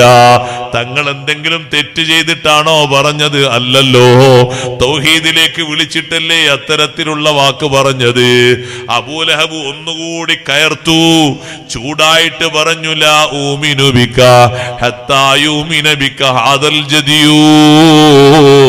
1 വയസ്സ് തികയാത്ത ആട്ടിൻകുട്ടിയെ കണ്ടില്ലേ? ഈ ആട്ടിൻകുട്ടി വിശ്വസിക്കുന്നത് വരെ നിന്നെ ഞാൻ വിശ്വസിക്കൂല. രോഷത്തോടുകൂടെ അബൂലഹബ് ഇങ്ങനെ പറഞ്ഞപ്പോ നബി സല്ലല്ലാഹു അലൈഹി വസല്ലം തങ്ങൾക്ക് ദഅവത്ത് എളുപ്പമായി.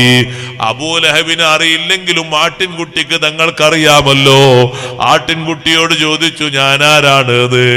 ആട്ടിൻകുട്ടി പറഞ്ഞു, അന്ത അബ്ദുല്ലാഹി വറസൂലുഹു, നിങ്ങൾ അല്ലാഹുവിന്റെ അബ്ദാണ്, അല്ലാഹുവിന്റെ റസൂലുമാണ്. ആട്ടിൻകുട്ടി സമ്മതിച്ചാ സമ്മതിക്കണ്ടേ? അപ്പോഴും അബൂലഹബിന് ചൂട് കൂടിയിട്ട് അകത്ത് പോയിട്ടൊരു കത്തി എടുത്തു കൊണ്ടുവന്നിട്ട് അതിന്റെ 2 കൈയും പച്ചയായി മുറിച്ചു മാറ്റി. അതിലേക്കും കൂടി സൂചിപ്പിച്ചിട്ടാ അല്ലാഹു മറുപടി പറഞ്ഞത്, തബ്ബത് യദാ അബീ ലഹബിൻ വതബ്ബ. അബൂലഹബിന്റെ കരങ്ങൾ നശിക്കട്ടെ. എന്റെ മുത്തുനബിയെ വിശ്വസിച്ച ഒരു ആട്ടിൻകുട്ടിയുടെ 2 കൈകളല്ലേ ഛേദിച്ചു മാറ്റിയത്.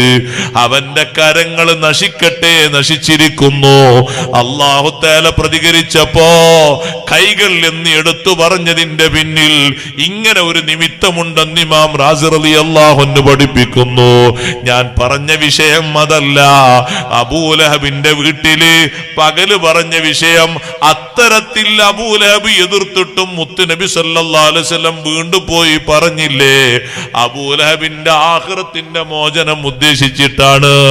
സഹോദരങ്ങളെ, ഇങ്ങോട്ട് നമ്മൾ ഉപദേശിക്കുന്ന അല്ലെങ്കിൽ നമ്മളോട് നല്ലത് പറഞ്ഞു തരുന്ന നമ്മുടെ സ്വന്തം സഹോദരനോട് നമ്മൾ വെറുക്കേണ്ടതില്ല. അറിവില്ലായ്മ മൂലം എന്തെങ്കിലും അബദ്ധങ്ങൾ അവരുടെ ഭാഗത്തുനിന്ന് സംഭവിച്ചെങ്കിൽ മാപ്പ് കൊടുത്തിട്ട് ബന്ധം പുലർത്തലാണ് ഏറ്റവും നല്ല ബന്ധം. കണ്ടില്ലേ നിങ്ങൾ ബഹുമാനപ്പെട്ട നബിയുല്ലാഹി യൂസുഫ് അലൈഹിസ്സലാം. യൂസുഫ് നബി അലൈഹിസ്സലാമിനെ 16-ാമത്തെ വയസ്സില് സ്വന്തം ബാപ്പാന്റെ അടുത്തുനിന്ന് പൊക്കിക്കൊണ്ടുപോയവര്, കളിക്കാനെന്നും പറഞ്ഞ കാരണം പറഞ്ഞു കൊണ്ടുപോയ 10 സഹോദരങ്ങൾ കൊണ്ടുപോയി ചേട്ടന്മാര് വലിച്ചെറിഞ്ഞത് കിണറ്റിലല്ലേ? സഹോദരങ്ങളെ, ആ സംഭവം കഴിഞ്ഞിട്ട് പല മാർഗങ്ങളിലൂടെയും യൂസുഫ് നബി അലൈഹിസ്സലാം ജീവിച്ചില്ലേ? കൊട്ടാരത്തിൽ ജീവിച്ചു, 35 വർഷക്കാലം ജയിലിൽ ജീവിച്ചു, വീണ്ടും കൊട്ടാരത്തിലേക്ക് വന്നു. സാമ്പത്തിക വകുപ്പ് രാജാവ് യൂസുഫ് നബി അലൈഹിസ്സലാമിനെ ഏൽപ്പിച്ചു. പിന്നീട് ഭരണവകുപ്പും ഏൽപ്പിച്ചു. ആ ഭരണവകുപ്പിൽ ഇങ്ങനെ വിരാജിക്കുമ്പോഴല്ലേ സ്വന്തം ജേട്ടന്മാര് വീട്ടിലേക്ക് റേഷൻ വാങ്ങാൻ വേണ്ടി വന്നത്.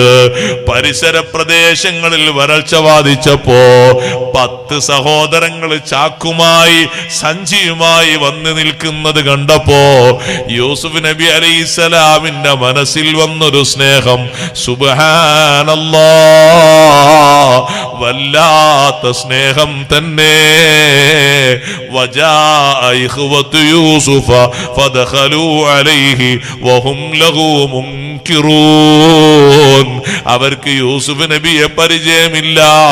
യൂസുഫ് നബി അലൈഹിസ്സലാമിന് അവരെ മനസ്സിലായി. വലമ്മാ ജഹസഹും, അതേ അവര് വീട്ടിലേക്ക് പോകാൻ ഒരുക്ക് സാധനങ്ങളൊക്കെ റെഡിയാക്കി ചാക്ക് കെട്ടിയപ്പോൾ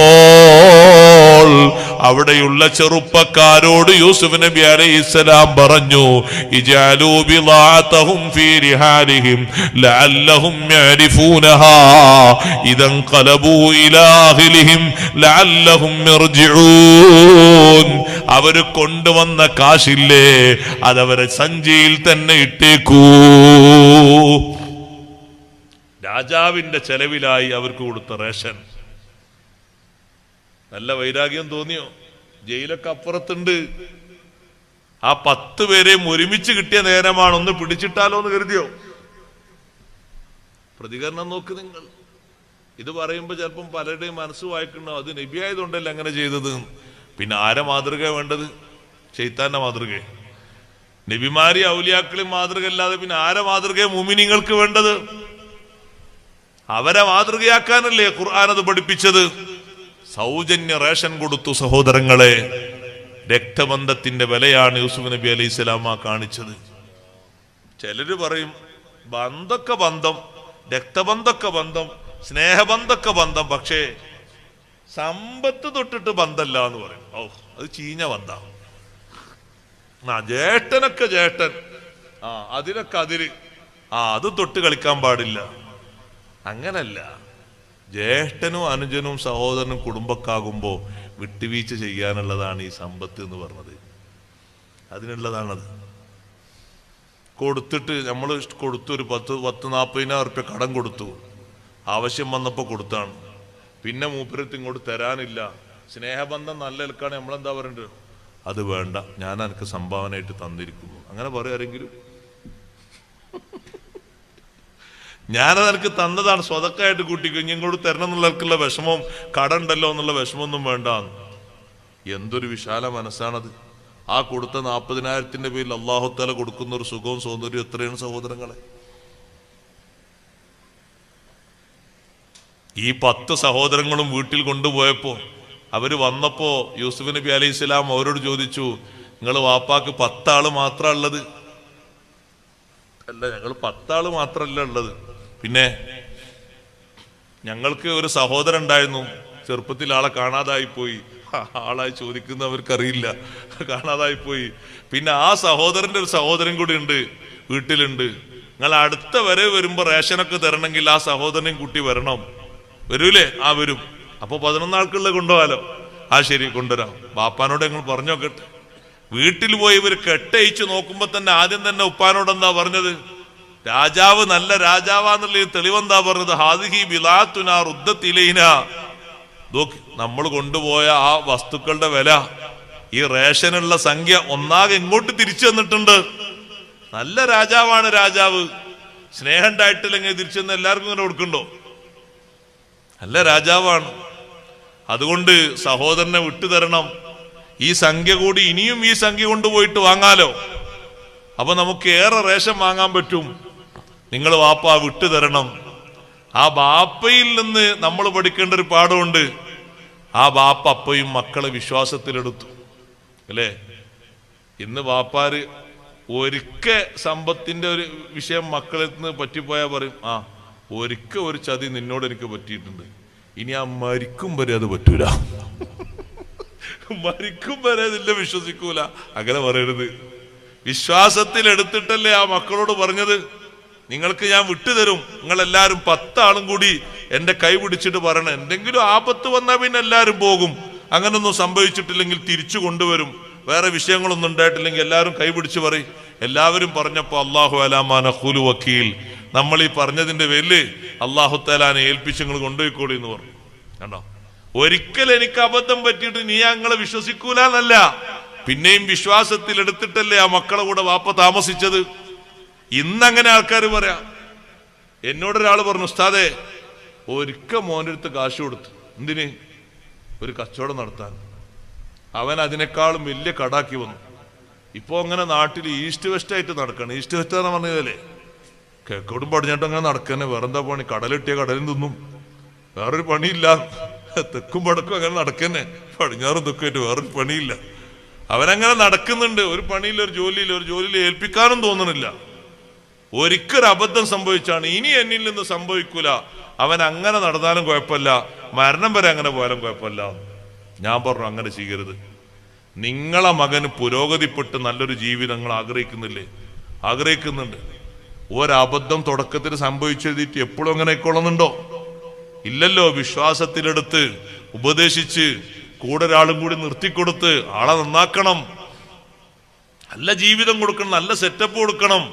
എല്ലാ കാലത്തും അയാൾ മോശാകട്ടെ എന്ന് കരുതി അങ്ങക്കല്ലേ നഷ്ടം? നിങ്ങളെ മോനല്ലേ ആ നഷ്ടപ്പെട്ടു പോകുന്നത്. അങ്ങനെ ചിന്തിക്കരുത്.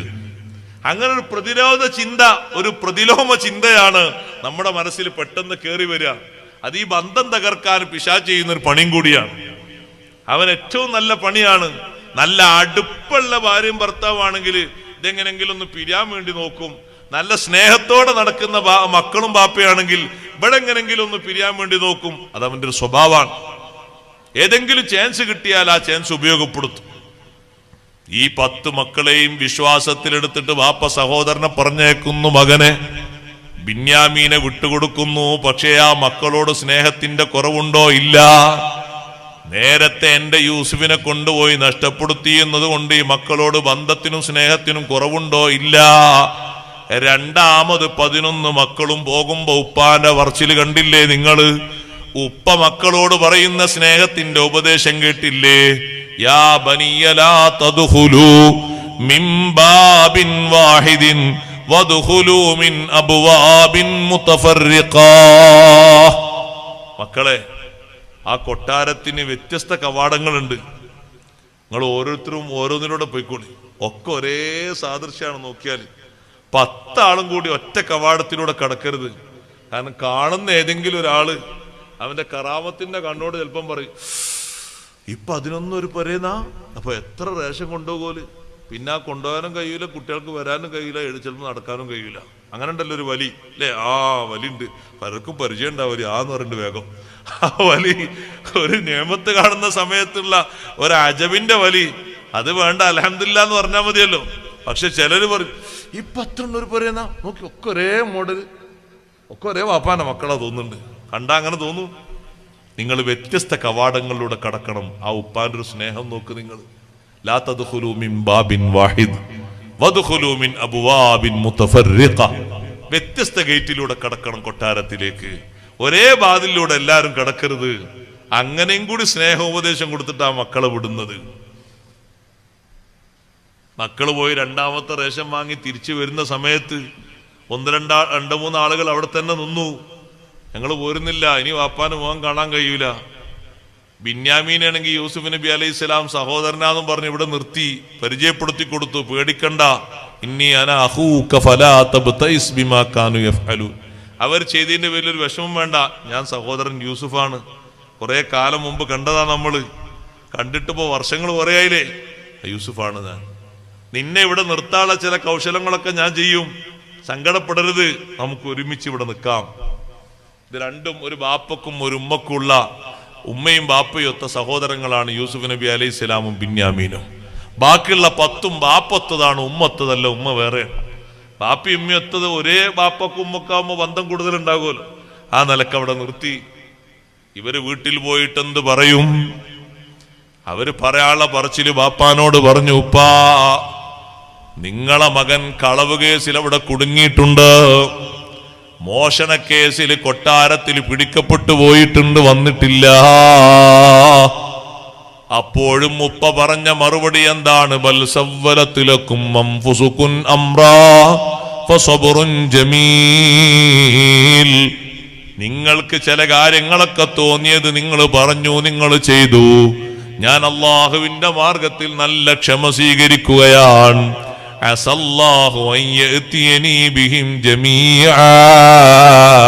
അവരെല്ലാവരെയും അല്ലാഹു തആല എനിക്ക് നൽകും. അല്ലാഹു എനിക്ക് തരാതിരിക്കില്ല, അവരെല്ലാവരെയും അല്ലാഹു എനിക്ക് തരും. എന്നിട്ടും വീട്ടിലുള്ള മക്കളോട് മൂന്നാമതും പറഞ്ഞു, മക്കളെ നിങ്ങൾ പോകണം. എന്നിട്ട് യൂസുഫ് നബിയെയും സഹോദരനെയും നിങ്ങൾ അന്വേഷിക്കണം. നിങ്ങൾ നിരാശപ്പെടരുത്. നിങ്ങൾ മിസ്റിലേക്ക് പോകണം. എവിടെയാണോ ഉള്ളത് പോയി അന്വേഷിക്കണം. മൂന്നാമത്തെ വരവിലാണ് ഇവരെല്ലാവരും വന്ന് റേഷൻ വാങ്ങാൻ വേണ്ടി വന്നപ്പോ വേണ്ട അത്ര കാശ് അവരെ കയ്യിലില്ല. കയ്യിലുള്ളത് തന്നെ പഴകിയതാണ്. പലരും പറഞ്ഞു അസീസ് രാജാവിനോട്, ഞങ്ങൾ വല്ലാത്ത വിഷമത്തിലാണ്, വരൾച്ചയിലാണ്, ഞങ്ങളിതാ ആരും പെട്ടെന്ന് എടുക്കാത്ത നാണയങ്ങളുമായിട്ടാ വന്നിരിക്കുന്നത്. ഞങ്ങൾക്ക് ഇവിടുന്ന് ഭക്ഷണം വേണം, ഭക്ഷ്യധാന്യങ്ങൾ കൊണ്ടുപോകണം, നിങ്ങൾ ഞങ്ങൾക്ക് ധർമ്മം തരണം എന്ന രീതിയിൽ അവർ ഉപദേശിച്ചപ്പോ, അവര് പറഞ്ഞപ്പോ 10 ആളെയും ഒരുമിച്ച് കൂട്ടിയിട്ട് യൂസുഫ് നബി അലൈഹിസ്സലാം ചോദിച്ചു, ഹൽ അലിംതും മാ ഫഅൽതും ബിയൂസുഫ വഅഖീഹി ഇദ് അൻതും ജാഹിലൂൻ. വിവരമില്ലാത്ത കാലത്ത് നിങ്ങൾ എന്നെയും എന്റെ സഹോദരനെയും ചെയ്തത്, യൂസുഫിനെയും യൂസുഫിന്റെ സഹോദരനെയും ചെയ്തത് ഓർമ്മയുണ്ടോ? അവര് ചോദിച്ചു, ഇന്നക ലഅന്ത യൂസുഫ്, നിങ്ങളാണോ ആ യൂസുഫ്? ഞങ്ങളന്ന് കൊട്ടാരത്തിൽ ബാപ്പയുടെ സവിധത്തിൽ നിന്ന് അടർത്തിയെടുത്തിട്ട് കൊല്ലണമോ വേണ്ടേ എന്നുള്ള തീരുമാനം 2 പക്ഷമായി നിന്നപ്പോ അതേ സഹോദരൻ മൂത്ത ആള് പറഞ്ഞു, കൊല്ലണ്ട, കിണറ്റിലേക്ക് വലിച്ചെറിയാമെന്ന്. ആ തീരുമാനപ്രകാരം കിണറ്റിൽ കൊണ്ടുപോയിട്ട് യൂസുഫ് നിങ്ങളാണോ? അന യൂസുഫ് വഹാദാ അഖീ, ഞാനാണ് യൂസുഫ്, ഇതെന്റെ സഹോദരൻ ബിന്യാമീനാണ്. അവര് പറഞ്ഞു ഞങ്ങൾ ഒരുപാട് തെറ്റുകുറ്റങ്ങൾ ചെയ്തു പോയി, ബാപ്പയോട് ഞങ്ങൾ എത്രയോ കള്ളം പറഞ്ഞു പോയി, നിങ്ങളെ വിഷയത്തിൽ എന്തൊക്കെയോ ഞങ്ങൾ തീരുമാനിച്ചു പോയി. അതുകൊണ്ട് ലാ തസ്രീബ അലൈക്കുമുൽ ലൗം, തെറ്റുകുറ്റങ്ങൾ ഏറ്റു പറഞ്ഞ സമയത്ത് നിങ്ങൾ പേടിക്കണ്ട, ഞാനിവിടെ ജയിലിലിട്ട് നിങ്ങളെ ശിക്ഷിക്കാനൊന്നും പോകുന്നില്ല, നിങ്ങളോടൊരു പ്രതികാരവും എനിക്ക് തീർക്കാനില്ല. യഗ്ഫിറുല്ലാഹു ലക്കും വഹുവ അർഹമുർ റാഹിമീൻ, അള്ളാഹു നിങ്ങൾക്ക് മാപ്പു തരും, അല്ല നിങ്ങൾക്ക് പുറത്തു തരട്ടെ. അള്ളാഹു അർഹമുർ റാഹിമീനാണല്ലോ, എല്ലാവർക്കും കാരുണ്യം വിശാലമായ അർത്ഥത്തിൽ ചെയ്യുന്നവനല്ലേ. 10 സഹോദരങ്ങൾക്കും മാപ്പ് ചെയ്തു കൊടുത്തുകയാണ്. സ്വന്തം ബാപ്പയെ ഉമ്മയെ കാണാൻ കഴിയാതെ പലപ്പോഴും സഹോദരങ്ങളെ പൊട്ടക്കിണറ്റിന്റെ ഉള്ളിൽ കഴിഞ്ഞിട്ട്, പിന്നെ അടിമച്ചന്തയിൽ താമസിച്ചിട്ട്, കൊട്ടാരത്തിൽ വന്നു കഴിഞ്ഞിട്ട്, ജയിലിലും താമസിച്ചിട്ട് വർഷങ്ങൾ എണ്ണി നീങ്ങിയില്ലേ. അവരോട് ചോദിച്ചു, ഉപ്പാന്റെ ഹാലെന്താണ്? ഉപ്പാക്ക് വല്ലാത്ത ക്ഷീണമാണ്, കാഴ്ചക്ക് സാരമായ പരിക്ക് പറ്റിയിട്ടുണ്ട്. കുപ്പായം മൂരിക്കൊടുത്തുകൊണ്ട് ഉപ്പാന്റെ മുഖത്ത് കൊണ്ടുപോയിട്ടിട്ട് കുടുംബങ്ങൾ മൊത്തം ഇങ്ങോട്ട് കൊണ്ടുവരണം, ഇവിടെ താമസിക്കാം. യൂസുഫ് നബി അലൈഹിസ്സലാം ആ സഹോദരങ്ങൾക്ക് മാപ്പ് നൽകി. അവരതാ വീട്ടിൽ പോയിട്ട് ബാപ്പാനോട് പറഞ്ഞു, ഉപ്പാ, യൂസുഫ് നബിയെയും സഹോദരനെയും ഞങ്ങൾ കണ്ടെത്തിയിട്ടുണ്ട്, ഞങ്ങൾ നിങ്ങളോട് ഒരുപാട് അബദ്ധങ്ങൾ ചെയ്തു പോയിട്ടുണ്ട്. ഇസ്തഗ്ഫിർ ലനാ ദുനൂബനാ ഇന്നാ കുന്നാ ഖാതിഈൻ. അബദ്ധം ചെയ്തിട്ട് തിരുത്താൻ വരുന്ന മക്കളെ ബാപ്പമാരെ ആട്ടിയോടിക്കരുത്, ഉമ്മമാരെ ആട്ടിയോടിക്കരുത്. പൊരുത്തം ചോദിച്ചു വരുമ്പോ പഴയകാലത്തെ നഷ്ടം ആലോചിച്ചിട്ട് പഴയകാലത്തെ കഥ പറഞ്ഞിട്ട് പിന്നെയും അവരെ വിഷമത്തിലാക്കരുത്.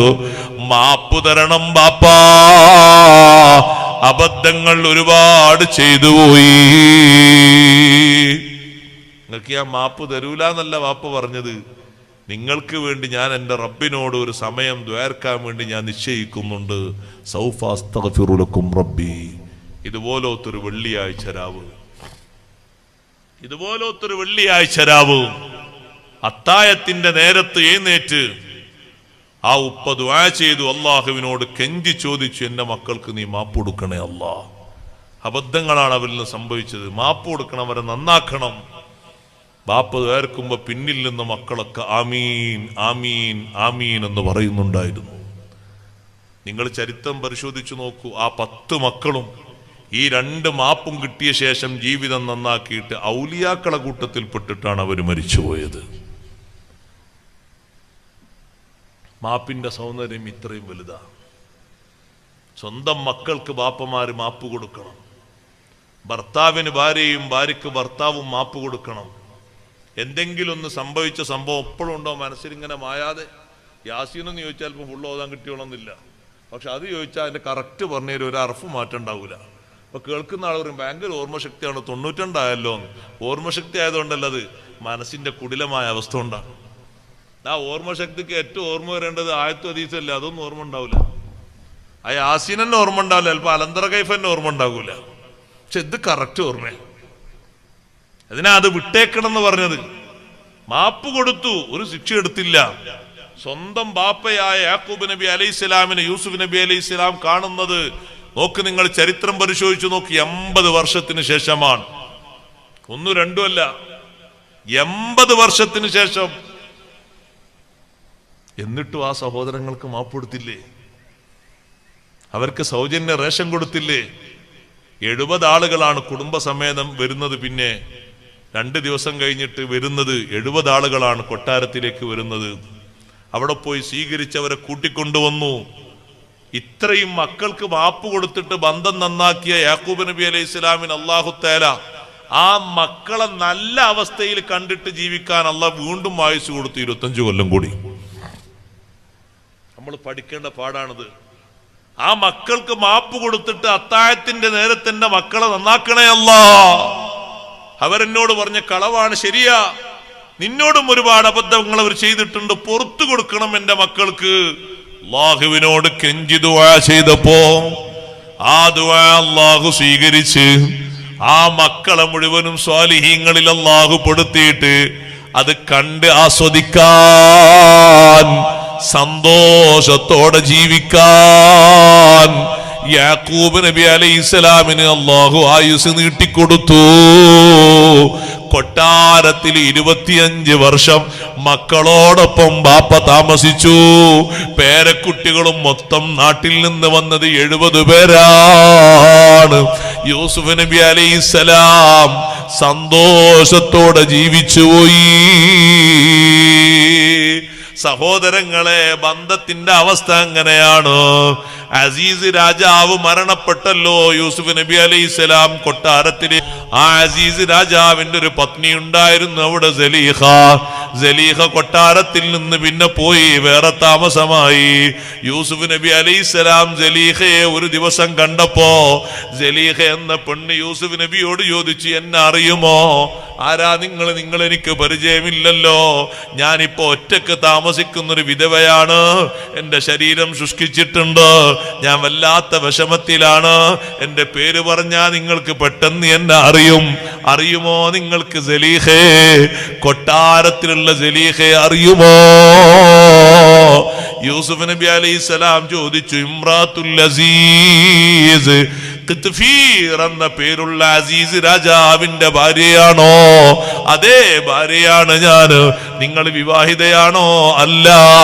എന്നാൽ നിങ്ങളെ ഞാൻ വിവാഹം ചെയ്തു കൊള്ളാം, ബേജാറാകേണ്ടതില്ല. യൂസുഫ് നബി അലൈഹിസ്സലാം മാപ്പ് കൊടുത്തൊരു പെണ്ണല്ലേ സലീഹ ബീവി. സലീഹ ബീവിയുടെ ശരീരത്തിന് പകിട്ടാർന്ന സൗന്ദര്യം അല്ലാഹു തആല തിരിച്ചു കൊടുത്ത് 18ന്റെ സുന്ദരമായ അവസ്ഥ അല്ലാഹു മടക്കി കൊടുത്ത് യൂസുഫ് നബി അലൈഹിസ്സലാം സലീഹയെ വിവാഹം ചെയ്തു. അതിലൂടെ സന്താനങ്ങൾ പിറന്നു. ഇതൊക്കെ കണ്ട് ആസ്വദിക്കുന്നു യാക്കൂബ് നബി അലൈഹിസ്സലാം. ആ 10 മക്കളുടെ ജീവിതത്തിന്റെ വിശുദ്ധി ഈ 2 വലിയ മാപ്പുകൾ കിട്ടിയപ്പോ സ്വന്തം സഹോദരൻ, അനുജ സഹോദരന്റെ മാപ്പും ബാപ്പയുടെ മാപ്പും കിട്ടിയിട്ട് മക്കള് നന്നായപ്പോ നിസ്കാരവും കാര്യങ്ങളും നിലനിർത്തിയിട്ട് അള്ളാഹുവിന്റെ ദീനിന് ഖിദ്മത്തെടുത്തിട്ട് സന്തോഷത്തോടെ മക്കള് ജീവിക്കുന്നത് യാക്കൂബ് നബി അലൈഹിസ്സലാം സന്തോഷത്തോടെ കണ്ടത് ഒരു വെള്ളിയാഴ്ച രാവിന്റെ അത്താഴത്തിന്റെ പ്രാർത്ഥനയുടെ സ്വീകാര്യതയുടെ സൗന്ദര്യം കൊണ്ടാണെങ്കിൽ ശബ്ദം കേൾക്കുന്ന ഉമ്മ,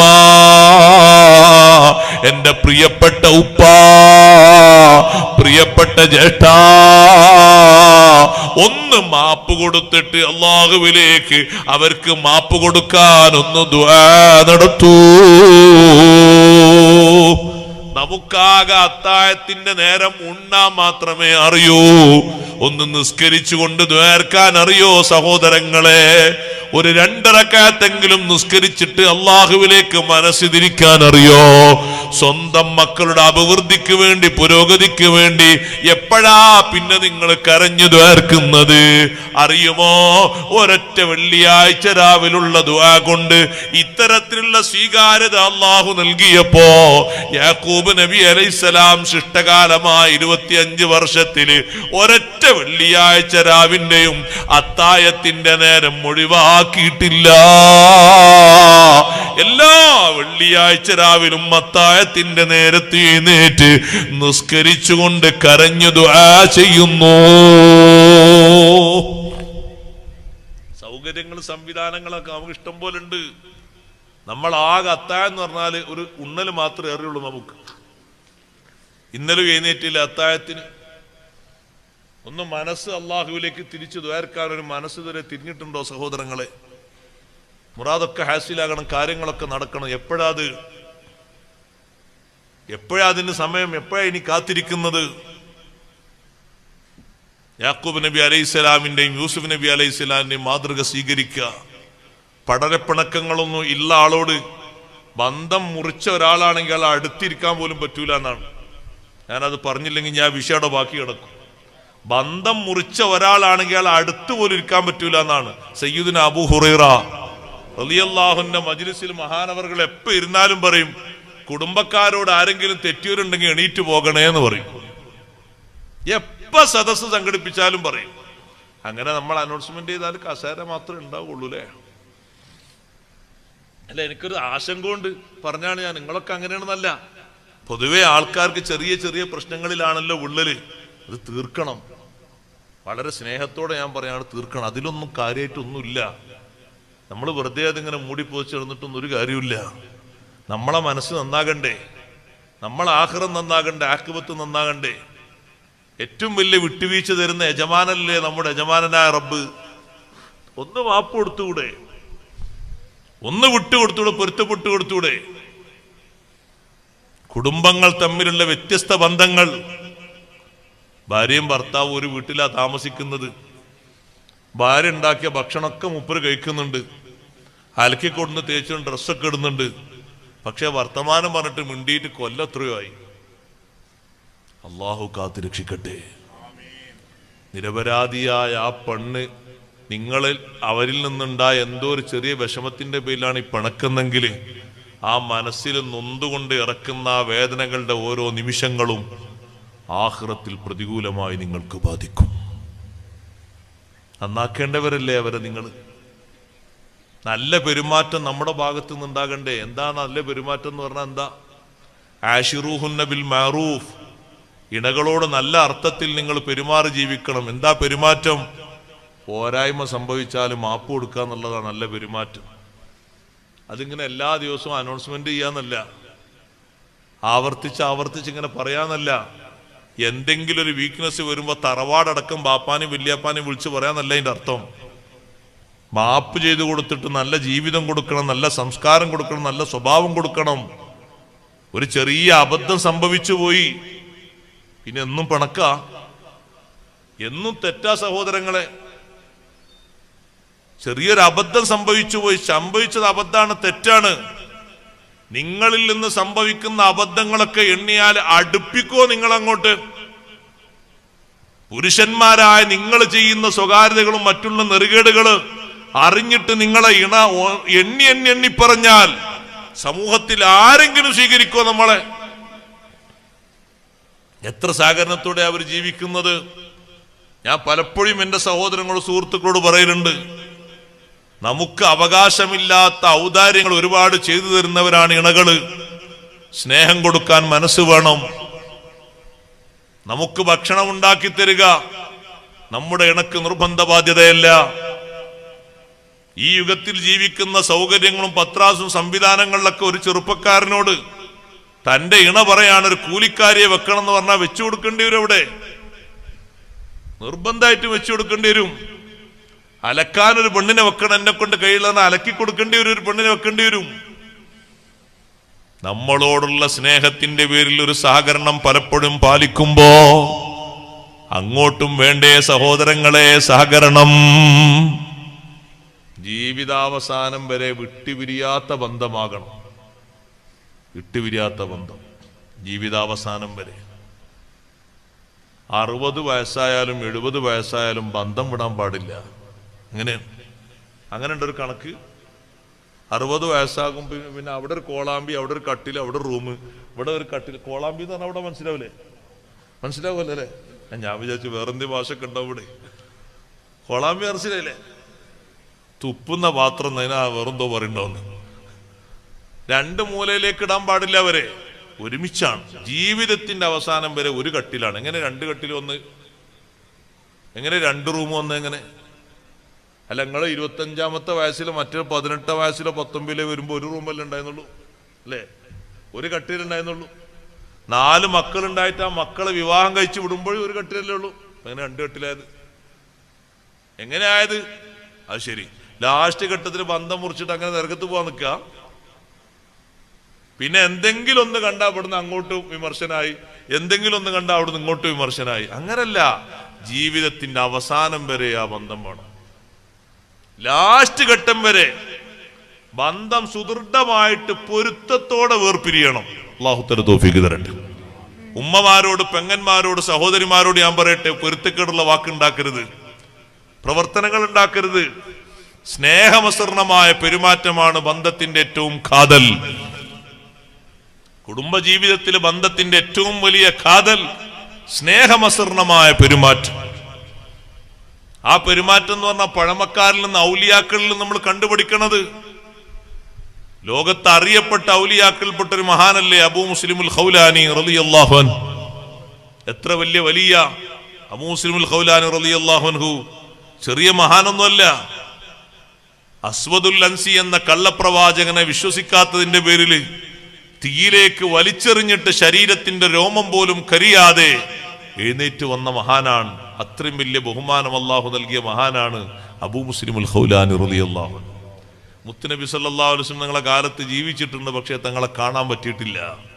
താബിഈങ്ങളിൽ ഏറ്റവും സ്ഥാനമുള്ളത് അവരാണ്. മുഖലർമീൻ എന്നാണ് അവർക്ക് അറബിയിൽ പറയുന്ന പേര്. തങ്ങളെ കാലത്തുണ്ട്, പക്ഷേ തങ്ങളെ കാണാൻ അവസരം കിട്ടിയിട്ടില്ല. അബൂ മുസ്ലിമുൽ ഖൗലാനി റളിയല്ലാഹു അൻഹു പള്ളി കഴിഞ്ഞിട്ട് വീട്ടിലേക്ക് വരുമ്പോഴേ, വീട്ടിലേക്ക് ഇങ്ങനെ വരുമ്പോ മുറ്റത്തെത്തുമ്പോ അല്ലാഹു അക്ബർ തക്ബീർ, അല്ലാഹു അക്ബർ എന്നൊരു തക്ബീർ കേട്ടാൽ അടുക്കളയിൽ ജോലി ചെയ്യുന്ന ഇണ അവിടുന്ന് ഇങ്ങോട്ട് വരും, അല്ലാഹു അക്ബർ എന്ന് പറയും. വീട്ടിന്റെ നടുത്തളത്തിൽ വാതിൽക്കൽ എത്തുമ്പോഴേക്ക് പറയും അസ്സലാമു അലൈക്കും. വലൈക്കും അസ്സലാം. മഹാനവറുകളങ്ങ് കേറുമ്പോഴേക്ക് ആ ചെരുപ്പെടുക്കും. ചെരുപ്പെടുത്തിട്ട് സാധാരണ ചെരുപ്പ് വെക്കുന്ന ഒരു ഭാഗമുണ്ട്, അവിടെ കൊണ്ടുപോയി വെക്കും. വീട്ടിന്റെ ഉള്ളിലേക്ക് കയറുമ്പോൾ തുണിയെടുത്ത് കൊണ്ടുവന്ന് കൊടുക്കും, മാറ്റാനുള്ള തുണി. ഒരു ഭാഗത്തിരുന്നാൽ ഭക്ഷണം വിളമ്പിക്കൊടുത്ത് രണ്ടുപേരും ഭക്ഷിക്കും. നാട് നീള അറിയപ്പെട്ട ഒരു സംഗതിയാണിത്. പലപ്പോഴും അബൂ മുസ്ലിം തങ്ങൾ വരുമ്പോ ഭാര്യ പറയും മർഹബാ അഹ്ലം വസഹ്ലാ. ഭാര്യ പുറത്തുപോയി വരുമ്പോ ഭർത്താവ് പറയും മർഹബാ അഹ്ലം വസഹ്ലാ. നമ്മളാ മർഹബി അഹ്ലു വസഹ്ല കണ്ടില്ലേ, കല്യാണത്തിന്റെ അന്ന് ആ ബോർഡിൽ മാത്രം ഉണ്ടാവും. കല്യാണത്തിന്റെ അന്ന് കുത്തിച്ചാരി വെച്ച ബോർഡിലുണ്ടാവും മർഹബാ അഹ്ലൻ വസഹ്ല, അല്ലെ റബീഉൽ അവ്വൽ എവിടെയെങ്കിലും ഉണ്ടാവും. അത് സന്തോഷത്തോടെ സ്വീകരിക്കാൻ പറയുന്നൊരു വാക്കാണ്. ഫാത്തിമ ബീവി റളിയല്ലാഹു അൻഹ വീട്ടിൽ നിന്ന് ഇങ്ങനെ ഇറങ്ങി വരുമ്പോ നബി സല്ലല്ലാഹു അലൈഹി വസല്ലം മുറ്റത്തിറങ്ങിയിട്ട് പറയുന്ന വാക്കാണ് മർഹബൻ ബിബിനതി, മർഹബൻ ബിബിനതി. എന്റെ മോള് വരുന്നുണ്ട്, മോൾക്ക് സ്വാഗതം, സന്തോഷം. നബി തങ്ങൾ പറയാ, അടുത്തെത്തുമ്പോ സലാം പറഞ്ഞ് കൈ കൊടുത്തിട്ട് കുട്ടികളെ ഇരിക്കുന്ന ആ കുട്ടികളങ്ങോട്ട് വാങ്ങിയിട്ട് മോളെ കൈ പിടിച്ച് വീട്ടിലേക്ക് അങ്ങോട്ട് കയറും. എന്താ സന്തോഷം!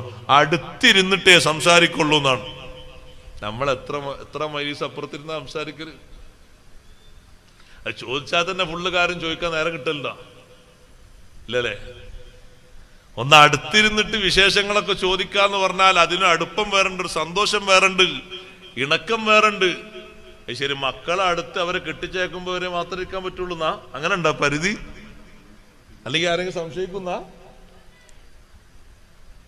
സുബ്ഹാനല്ലാഹ്, ബന്ധത്തിന്റെ വിലയാ ഞാൻ പറയുന്നത്. നമ്മുടെ നാട്ടിലൊക്കെ ഈ ബന്ധങ്ങള് വയസ്സ് കൂടുമ്പോ എങ്ങനെ ബന്ധനായി മാറുന്നത്. പിന്നെ ബാപ്പ ചിന്തിക്കുന്നു ഉമ്മ മരിക്കട്ടെ, ഉമ്മ ചിന്തിക്കുന്നു ബാപ്പ മരിക്കട്ടെ എന്നല്ലേ. ഇതുവരെ അവർ കല്യാണം കഴിച്ച് കൊണ്ടുവന്ന സമയം മുതൽ ആരും പെട്ടെന്ന് മരിക്കരുത് എന്നായിരുന്നു ചിന്ത. ഇപ്പൊ പെട്ടെന്ന് മരിക്കണം എന്നായോ? അങ്ങനെ ആകരുത്. അവസാനം വരെ ഇണക്കം തന്നെയാകണം. മുത്തു മുഹമ്മദ് മുസ്തഫ സല്ലല്ലാഹു അലൈഹി വസല്ലമ തങ്ങൾ മറലിലായി നിൽക്കുമ്പോ 9 ഭാര്യമാരും തങ്ങളുടെ ചുറ്റുഭാഗത്തുമുണ്ട്. തങ്ങൾ ചോദിക്കുന്നു, ഐന അനഗദൻ, ഐന അനഗദൻ, നാളെ ഞാൻ എവിടെയാ, നാളെ ഞാൻ എവിടെയാ. ഓരോ വീടുകളും എണ്ണിപ്പറയുമ്പോ നബി സല്ലല്ലാഹു അലൈഹി വസല്ലം തങ്ങളുടെ ആഗ്രഹം എന്താണെന്ന് മനസ്സിലായി. ആയിഷ റളിയല്ലാഹു അൻഹയുടെ വീട്ടിലെപ്പോഴാണ് ഞാൻ എത്തുന്നത്? തങ്ങൾക്ക് താല്പര്യം ആയിഷ ബീവി റളിയല്ലാഹു അൻഹയുടെ വീട്ടിൽ കിടക്കാനാണെന്ന് കണ്ടപ്പോ 8 പേരും ചോദിച്ചു, നബിയേ ആയിഷ റളിയല്ലാഹു അൻഹയുടെ വീട്ടിലേക്ക് പോകണോ? തങ്ങളിങ്ങനെ സമ്മതം എന്ന അർത്ഥത്തിൽ തലയാട്ടിയപ്പോൾ 8 പേരും അതിന് സമ്മതം കൊടുത്തു. എന്നാലും പകല് സമയങ്ങളിൽ 9 പേരും തങ്ങളെ ചുറ്റുഭാഗത്തുമുണ്ട്. വിശേഷങ്ങൾ ചോദിക്കുന്നു, പറയുന്നു, ആവശ്യങ്ങൾക്ക് ഖിദ്മത്തുകളൊക്കെ ചെയ്തു കൊടുക്കുന്നു. അവസാനം ആയിഷ ബീവി റളിയല്ലാഹു അൻഹ പറഞ്ഞില്ലേ, എനിക്ക് മാത്രം അല്ലാഹു തന്ന ചില ഭാഗ്യങ്ങളുണ്ട്, ലോകത്തൊരു പെണ്ണിനും കൊടുക്കാത്ത ചില ഭാഗ്യങ്ങളുണ്ട്. എന്താണെന്ന് ചോദിച്ചപ്പോ മഹദി പറഞ്ഞു, തങ്ങൾ വഫാത്തായത് എന്റെ വീട്ടിലേക്ക് വരുന്ന ദിവസമാണ്. കണക്ക് കൂട്ടി നോക്കുമ്പോ അന്ന് തങ്ങൾ എന്റെ വീട്ടിലെത്തുന്ന ദിവസമാണ്. റബീഉൽ അവ്വൽ 12 തിങ്കളാഴ്ച തങ്ങൾ വഫാത്തായത് എന്റെ വീട്ടിൽ വെച്ചാണ്. തങ്ങൾ അവസാനം പിരിഞ്ഞത് മാബൈന നഹരി വ ഫഖ്ദി, എന്റെ നെഞ്ചിന്റെയും എന്റെ കാലിന്റെ മുട്ടുംകാലിന്റെയും ഇടക്കുള്ള സ്ഥലത്തേക്ക് ചാരിക്കടന്നുകൊണ്ടാണ്. എന്റെ ഉമിനീരും അവിടുത്തെ ഉമിനീരും അവസാനമായി ഒരുമിച്ചു പോയി. അതല്ലാഹു എനിക്ക് തന്ന ഭാഗ്യമാണ്. എന്റെ മടിയിൽ തങ്ങൾ കിടക്കുമ്പോ എന്റെ സഹോദരൻ അബ്ദുറഹ്മാൻ ഇബ്നു ഔഫ് റളിയല്ലാഹു അൻഹു മുന്നിലൂടെ പോയി. എന്റെ സഹോദരന്റെ കയ്യിൽ ഒരു മിസ്വാക്കുണ്ട്, അറാക്കുണ്ട്. എന്റെ മടിയിൽ കിടക്കുന്ന മുത്ത് നബി സല്ലല്ലാഹു അലൈഹി വസല്ലം മിസ്വാക്കിലേക്ക് നോക്കുന്നത് ഞാൻ കണ്ടു. എനിക്ക് തോന്നി തങ്ങൾക്കത് ആവശ്യമുണ്ട് എന്ന്. ഞാൻ ചോദിച്ചു, നബിയെ മിസ്വാക്ക് വേണോ? തങ്ങൾ പറഞ്ഞു, തല കൊണ്ട് ആംഗ്യം കാണിച്ചു, അതേ മിസ്വാക്ക് വേണം. തങ്ങൾക്കത് സമ്മതമാണെന്ന് മനസ്സിലായപ്പോ സഹോദരൻ അബ്ദുറഹ്മാൻ റളിയല്ലാഹുവിന്റെ കയ്യിൽ നിന്ന് മിസ്വാക്ക് വാങ്ങി. ആ മിസ്വാക്ക് ഉപയോഗിക്കാത്തതാണ്. അതിന്റെ ഒരു ഭാഗം ഞാൻ എന്റെ വായിൽ വെച്ച് ചവച്ച് അരച്ചു. എന്റെ ഉമിനീരതിൽ പിടിച്ചല്ലോ. ആ ഉമിനീരോടുകൂടെ തങ്ങൾക്ക് ഞാൻ മിസ്വാക്ക് ചെയ്തു കൊടുത്തു. സന്തോഷം പറയുകയാണ് ആയിഷ റളിയല്ലാഹു അൻഹാ, അല്ലാഹു എനിക്ക് തന്ന ഭാഗ്യമാണ്. എന്റെ ഉമിനീരും അവിടുത്തെ ഉമിനീരും അവസാനം ഒരുമിച്ച് ചേർന്നു. എന്റെ മടിയിൽ കിടന്നിട്ട് ആ തങ്ങൾ വഫാത്തായത് കട്ടിലില്ലാഞ്ഞിട്ടല്ല. ആ നിലക്കുള്ളൊരു സ്നേഹബന്ധം ജീവിതത്തിൽ നിലനിർത്തണം. അല്ലാഹു തൗഫീഖ് തരട്ടെ. എത്രയായാലും വെറുക്കാൻ പാടില്ല, എത്ര വയസ്സായാലും വെറുക്കാൻ പാടില്ല, എത്ര രോഗമായാലും വെറുക്കാൻ പാടില്ല, എത്ര പ്രായമായാലും വെറുക്കാൻ പാടില്ല. ഒരു നിലക്കും വിട്ടുപിരിയാത്ത രീതിയിലുള്ള ബന്ധം. എത്ര പ്രായമുള്ള മഹദിയായിരുന്നു ഖദീജ റളിയല്ലാഹു അൻഹ. ആ ഖദീജ ബീവി റളിയല്ലാഹു അൻഹ അസുഖബാധിതയായി കിടക്കുമ്പോ തങ്ങളെ അടുത്തുനിന്ന് വിട്ടുപിരിഞ്ഞിട്ട് പോലില്ല. അടുത്തവിടെ കൂടിയതാ. ഖദീജ ബീവി റളിയല്ലാഹു അൻഹയുടെ അടുത്ത് സന്തോഷത്തോടെ അവിടെ ഇരുന്നതാ തങ്ങൾ. പുറത്തു പോകാൻ തങ്ങളെ മനസ്സനുവദിക്കുന്നില്ല. പ്രായം എത്രയായി? പ്രായം 65ആയി. ഇത്രയും പ്രായാധിക്യത്തിലും ആ ഖദീജ ബീവി റളിയല്ലാഹു അൻഹ തന്ന സ്നേഹവും തങ്ങൾ തിരിച്ചങ്ങോട്ട് നൽകുന്ന സ്നേഹവും തുല്യതയില്ലാത്ത, ലോക ചരിത്രത്തിൽ തുല്യതയില്ലാത്ത സ്നേഹബന്ധമാണ് നമുക്ക് പഠിപ്പിക്കുന്നത്. ഇണപിരിയാത്ത സ്നേഹമാകണം. മക്കളൊക്കെ വലുതായിട്ട് കെട്ടിച്ചയക്കുമ്പോൾ വരെ മാത്രമുള്ള ബന്ധമാകരുത്. ഭർത്താവ് മരിക്കുമ്പോൾ വരെയുള്ള ബന്ധമാകരുത്. ഭാര്യയുടെ ബന്ധം ശേഷവും തുടരണം. സ്നേഹബന്ധം എപ്പോഴും നിലനിൽക്കേണ്ടതാണ്. അല്ലാഹു തആല തൗഫീഖ് നൽകട്ടെ. ബന്ധം മുറിക്കുന്ന ആള് മൽഊനാണ്, ശപിക്കപ്പെട്ട ആളാണ്. ഹദീസിൽ കാണാം, കുടുംബബന്ധം മുറിച്ച ആള് അവൻ മൽഊനാണ്, ശപിക്കപ്പെട്ടവനാണ്. കഅബന്റെ ഉള്ളിലാണ് അവൻ മരിച്ചതെങ്കിലും മൽഊനാൻ. എത്ര പവിത്രമായ സ്ഥലമാണ് കഅബന്റെ ഉള്ള്. സ്വർഗത്തിൽപ്പെട്ട സ്ഥലമല്ലേ സഹോദരങ്ങളെ. ആ കഅബന്റെ ഉള്ളിൽ കിടന്നിട്ടാണ് മരിച്ചതെങ്കിലും ബന്ധം മുറിച്ച ആള്, ബന്ധം തകർന്ന ആള് മൽഊനാണ്, ശപിക്കപ്പെട്ടവനാണ്. ബഹുമാനപ്പെട്ട അലി സൈനുൽ ആബിദീൻ റളിയല്ലാഹു അൻഹു തന്റെ മകനെ വിളിച്ച് മുഹമ്മദുൽ ബാഖിർ തങ്ങളെ വിളിച്ചിട്ട് പറയും, മോനെ, ഒരിക്കലും ലാ തുജാലിസിൽ ഖാതിഅ, കുടുംബബന്ധം ശിഥിലമാക്കിയവൻ, തകർത്തവനോടൊപ്പം നീ ഇരിക്കരുത്. ഫഇന്നഹു മൽഊനും ഫീ കിതാബില്ലാഹ്, കുടുംബബന്ധം മുറിച്ചവൻ അല്ലാഹുവിന്റെ കിതാബിൽ ശപിക്കപ്പെട്ടവനാണ്. സലാസ മർറാത്ത്. 3 തവണ അല്ലാഹു ലഅനത്ത് ചെയ്തിട്ടുണ്ട്. പരിശുദ്ധ ഖുർആനിൽ 3 തവണ അല്ലാഹു ലഅനത്ത് ചെയ്തിട്ടുണ്ട് കുടുംബബന്ധം മുറിച്ചവരെ.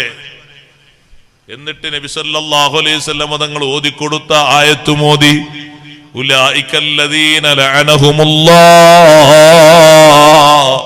കുടുംബബന്ധം മുറിച്ചവർ അല്ലാഹു തആല ശപിച്ചവരാണ്, അല്ലാഹുവിന്റെ ലഅനത്ത് കിട്ടിയവരാണ്. അവര് ഒരു നിലക്കും സുഖം പിടിക്കൂല. കുടുംബബന്ധം മുറിച്ച ആളുകൾക്ക് ഒരുപാട് നഷ്ടങ്ങളുണ്ട്. ദുനിയാവിലുള്ള വലിയൊരു നഷ്ടമാണ് അവരെ ദുആഇന് ഉത്തരം കിട്ടാത്തത്, ബറക്കത്ത് ജീവിതത്തിൽ കുറഞ്ഞു പോകുന്നത്, കഷ്ടപ്പാടുകൾ ഏറി വരുന്നത്, മുറാദുകളൊന്നും ഹാസിലാകാത്തത്, മനസ്സ് എപ്പോഴും നീറിപ്പുകയുന്നത്, ബന്ധവിച്ഛേദിക്ക് വരുന്ന അവസ്ഥയാണ്. ഏതെങ്കിലും തരത്തിൽ പിണക്കങ്ങൾ ബാധിച്ചാൽ പഴയ കാലത്തൊക്കെ പെട്ടെന്ന് നന്നാക്കുന്ന സ്വഭാവമാണ് അത്. ബന്ധത്തിന്റെ കാര്യവും അതിന്റെ അർത്ഥവും ആഖിറത്തിലുള്ള വിജയവും ആലോചിച്ചിട്ടാണ്. ബന്ധം പുലർത്തി നല്ലൽക്ക് ജീവിച്ചോളൂ. അർശിന്റെ തണൽ വരെ മുഹമ്മദുർ റസൂലുള്ളാഹി സ്വല്ലല്ലാഹു അലൈഹി വസല്ലം വാഗ്ദാനം ചെയ്തിട്ടുണ്ട്. വാസിലുർ റഹീം, മരിക്കുന്നത് വരെ ബന്ധം പുലർത്തി ജീവിച്ച ആൾക്ക് അർശിന്റെ തണലുണ്ട്. ഇവിടെ ആയുസ്സും ഭക്ഷണവും റിസ്ക്കും സമ്പത്തൊക്കെ വിശാലായി കിട്ടുന്നല്ല, ആഖിറത്തിലെത്തുമ്പോ അവന് സന്തോഷാണ്. അർശിന്റെ തണൽ കിട്ടാതെ പലരും വിഷമിക്കുമ്പോ കുടുംബ ബന്ധം പുലർത്തിയ ആൾക്കുണ്ട് അർശിന്റെ തണല്. 7 വിഭാഗത്തിലല്ല, നിങ്ങൾ എണ്ണി നോക്കിയാൽ ഇത് കാണൂല. 7 വിഭാഗം മാത്രല്ല അർശിന്റെ തണല് കിട്ടുന്നത്, 70-ലധികമുണ്ടെന്ന് ഇമാം ഖസ്തല്ലാനി റളിയല്ലാഹു അൻഹു രേഖപ്പെടുത്തിയിട്ടുണ്ട്. അതൊക്കെ വേറെ എണ്ണേണ്ടതാണ്. ഞാൻ പറയുന്നത് നല്ല പൊരുത്തമുള്ള ബന്ധങ്ങൾ സൂക്ഷിക്കണം. ഇടപാടുകളും കാര്യങ്ങളൊക്കെ അതിനനുസരിച്ചാകണം. ബഹുമാനിക്കേണ്ട തലങ്ങൾ ഏറ്റവും നല്ല ബഹുമാനത്തിൽ കാണണം. മാതാപിതാക്കളാണല്ലോ ബന്ധങ്ങളിൽ ഏറ്റവും വലിയ ബഹുമാനമുള്ളവർ. ഭാര്യയ്ക്ക് ഭർത്താവിനോടും ബഹുമാനം വേണം, ഭർത്താവിന് ഭാര്യയോടും ബഹുമാനം വേണം. അവരെന്റെ കീഴിൽ ജീവിക്കുന്നൊരു പെണ്ണാണ് എന്നൊരു നിലക്കും തോന്നിക്കാൻ പാടില്ല. ഞാനാ നിനക്ക് ഭക്ഷണം തരുന്നുള്ള ആ വർത്താനം പറയുന്നത് അതൊക്കെ പഴയ പരകി പുളിച്ച സംസ്കാര, അതൊന്നും ഇപ്പൊ പറയാൻ പാടില്ല. അതല്ലെങ്കിൽ തന്നെ ഒരു മോശമാണ്. ഞാനാ ചിലവരിന് കേട്ടാ കരുതി ഇയാൾ ചക്രവർത്തിയാണ്, ഞാനാ പുര ഉണ്ടാക്കിയത്, ഞാനാ എന്റെ വാഹനം ഉണ്ടാക്കിയത്, അതൊന്നും എണ്ണി പറയാൻ പാടില്ല. നിന്റെ ഔദാര്യങ്ങളൊക്കെ എണ്ണി പറഞ്ഞിട്ട് എന്ത് കിട്ടാനാ? അതൊക്കെ ജീവിതത്തിൽ ചെയ്തു കൊടുക്കേണ്ട ഹിദ്മല്ലേ. അതൊന്നും എണ്ണിപ്പരത്തി പറയരുത്. വിട്ടുവീഴ്ച ചെയ്തിട്ട് സ്നേഹമസൃണമായ പെരുമാറ്റത്തോടെ നിന്നിൽ നിന്നൊരുപാട് മാതൃകകൾ അങ്ങോട്ട് പഠിക്കാൻ പറ്റുന്ന രീതിയിലാകണം നിന്റെ ജീവിതം, നിന്റെ ഇണക്ക്. എന്റെ കീഴിൽ ജീവിക്കുന്ന ഒരു പാവപ്പെട്ട പെണ്ണ് എന്ന ഒരു തോന്നൽ ഒരിക്കലും നിന്റെ സംസാരത്തിലോ നിന്റെ പ്രവൃത്തിയിലോ നിന്റെ രൂപത്തിലോ ഭാവത്തിലോ കാണാൻ പാടില്ല. ദീനിന്റെ ഖിദ്മത്തില് നിന്റെ വിചാരങ്ങളെ ഹലാലായി വിനിയോഗിക്കുന്നതിൽ അള്ളാഹു നിനക്ക് തന്ന ഏറ്റവും വലിയ ഒരു സഹായി. ആ സഹായി എന്നുള്ള അർത്ഥത്തിൽ നല്ല സ്വഭാവത്തോടെ പെരുമാറിയിട്ട് അവരെ മനസ്സിൽ നിന്നോട് എപ്പോഴും സ്നേഹമാണ് ഉണ്ടാകേണ്ടത്, എപ്പോഴും നിന്നോട് സമ്പർക്കമാണ് ഉണ്ടാകേണ്ടത്, പൊരുത്തമാണ് ഉണ്ടാകേണ്ടത്. നിന്റെ സാന്നിധ്യം ആഗ്രഹിക്കുന്ന ആളാകണം അവരെ സാന്നിധ്യം ആഗ്രഹിക്കുന്ന ആളാകണം നിങ്ങള്. എന്നാണ് ബന്ധം. വീട്ടിൽ നിന്ന് പോയാലേ നബി സല്ലല്ലാഹു അലൈഹി വസല്ലം തങ്ങൾ വീട്ടിലില്ലാത്ത കാലല്ലേ ഹിറായിൽ ഇരുന്ന കാലം. തങ്ങളെ സാന്നിധ്യം ആഗ്രഹിച്ചുകൊണ്ടാണ്, സാമീപ്യം ആഗ്രഹിച്ചുകൊണ്ടാണ് രാവിലെയും വൈകുന്നേരമൊക്കെ ഖദീജ റളിയല്ലാഹു അൻഹ നടന്നു നീങ്ങിയത്. വരാൻ പറഞ്ഞിട്ടോ അല്ലെങ്കിൽ അട്ടിപ്പാത്രം എടുത്ത് വരണം എന്ന് പറഞ്ഞിട്ടോ ഒന്നല്ല, പറയാതെയാണ് വരുന്നത്. സാന്നിധ്യത്തിന്റെ ആഗ്രഹമാണ്. 9 ഭാര്യമാരും പകല് സമയത്ത് നബി സല്ലല്ലാഹു അലൈഹി വസല്ലം ഏത് വീട്ടിലാണോ മദീനത്ത് ആ വീട്ടിൽ വന്നിരുന്നിട്ട് കിട്ടുന്ന നേരം സംസാരിച്ചിരുന്നത് സാമീപ്യത്തിന്റെ ആഗ്രഹം കൊണ്ടാണ്. നമ്മൾ വീട്ടിലേക്ക് വരുന്ന ഒരു മാസം ഇവിടെ ജോലിക്ക് പോയിട്ട് വീട്ടിലേക്ക് വരും. നിങ്ങൾക്ക് എപ്പോഴാ പോണ്ടേന്ന് ചോദിച്ചാൽ മനസ്സിലായി ഇയാളവിടെ നിൽക്കണ എന്നെ താല്പര്യമില്ല. നിങ്ങൾ ഇന്ന് തന്നെ പോവുക. സാധാരണ 3 ദിവസം ലീവ് ഉണ്ടാവില്ലല്ലോ, ഇപ്പൊ തന്നെ പോവാ. ഈ മാസം ഈ ലീവ് കുറവാണ്, അല്ല ഒരു അർജന്റ് ഉണ്ട്. അപ്പൊ നിങ്ങൾ എന്നാ വരനി? ഇൻഷാ അല്ലാഹ് ഞാൻ അടുത്ത ആഴ്ച വരും.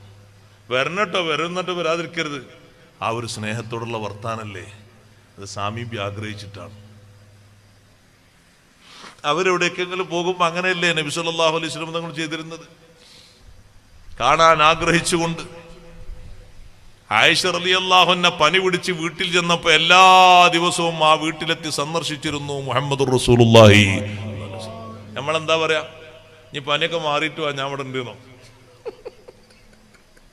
ഞാൻ അങ്ങോട്ട് വന്നാ 150 250 ചെലവ് ഗുളിയൊക്കെ മറ്റൊക്കെ തരേണ്ടി വരും. അതുകൊണ്ടൊക്കെ മാറിയിട്ട് ഒക്കെ വാപ്പെടുത്തോട്ടെ, ഇങ്ങോട്ട് പോരുണ്ട്. അങ്ങനല്ല സ്നേഹം എന്ന് പറഞ്ഞാൽ, അങ്ങനല്ല സഹോദരങ്ങളെ. അതിന് പ്രത്യേക സാമീപ്യമൊക്കെ ഉണ്ട്, സമീപനമൊക്കെ ഉണ്ട്, പൊരുത്തുണ്ട്, വാക്കുകളുണ്ട്.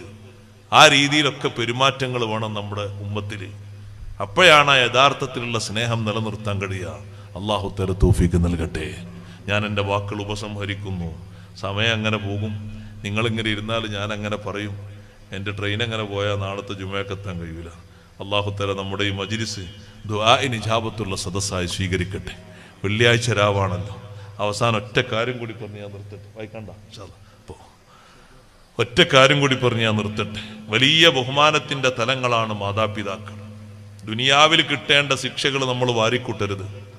ഹബീബ് റസൂലുള്ളാഹി സ്വല്ലല്ലാഹു അലൈഹി വസല്ലം തങ്ങൾ പറഞ്ഞു, ഇസ്നാനി യുഅജ്ജിലുഹുൽ ഉഖൂബതു ഫിദ് ദുനിയ. രണ്ട് കാര്യത്തിന് ദുനിയാവിൽ അല്ലാഹു തആല ശിക്ഷ തന്നിട്ടേ കൊണ്ടുപോകും. രണ്ട് കാര്യത്തിന്. ബാക്കിയുള്ളതൊക്കെ ഒരു പക്ഷെ അള്ളാഹ് അവന്റെ മഹലായ ഫضല് കൊണ്ട് ശിക്ഷ തരൂല എന്നല്ല അർത്ഥട്ടോ. അള്ളാഹ് അവന്റെ മഹലായ ഫضല് കൊണ്ട് മറച്ചു വെച്ച് ആഖിറത്തിലേക്ക് പിന്തിപ്പിച്ചേക്കാം. അതേ സമയത്ത് ഈ രണ്ട് കാര്യവും നമ്മിൽ നിന്നുണ്ടാകരുത്. ദുനിയാവിൽ അതിന്റെ ശിക്ഷ തങ്ങൾ തരും, അല്ലാഹു തആല തരും. യുഅജ്ജിലുഹുമാ അൽ ഉഖൂബതു ഫിദ് ദുനിയ.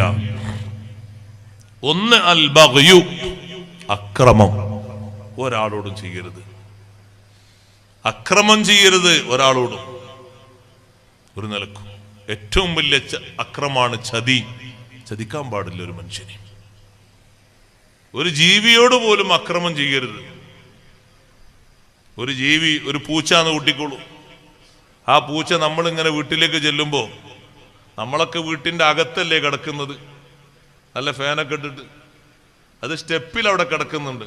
അതിനാട്ടണോ? എന്തിനാട്ടുന്നത്? എന്തിനാ അതിനാട്ടുന്നത്? എന്തിനാ? അല്ല, അതിന് ഉറങ്ങൊന്നും വേണ്ടേ? അവർക്ക് നമുക്ക് മാത്രമുള്ള കണക്കാക്കി ഒന്നാ. അതിനെ ശല്യം ചെയ്യാതെ, എഴുന്നേൽപ്പിക്കാതെ, ശബ്ദമൊന്നും ഉണ്ടാക്കാതെ പതുക്കെ ചെരുപ്പൊഴിച്ച് കയറണം വീട്ടിലേക്ക്. അതിനെ കാലുകൊണ്ട് തട്ടിയിട്ട് ചെരുപ്പോണ്ട് തട്ടാനൊന്നും പാടില്ല. അതൊക്കെ അക്രമാണ്. ഒന്നും ചെയ്യരുത്, നശിപ്പിക്കാൻ പാടില്ല. അള്ളാഹുവിന്റെ ഒരു മഖ്ലൂഖല്ലേ അതും. ഒന്നിനോടും അക്രമം ചെയ്യരുത്. രണ്ടാമത്തത് അൽ ഉഖൂഖ്, മാതാപിതാക്കളെ വെറുപ്പിക്കുന്നത്. അതിന്റെ ശിക്ഷയും അല്ലാഹു ദുനിയാവിൽ നേരത്തെ തരും. തരാതെ അല്ലാഹു കൊണ്ടുപോകില്ല. നമ്മുടെ വാക്കല്ലല്ലോ, സയ്യിദുനാ റസൂലുള്ളാഹി സ്വല്ലല്ലാഹു അലൈഹി വസല്ലം നിങ്ങൾ പഠിപ്പിച്ച കാര്യമല്ലേ. ശ്രദ്ധിക്കേണ്ടതാണ്.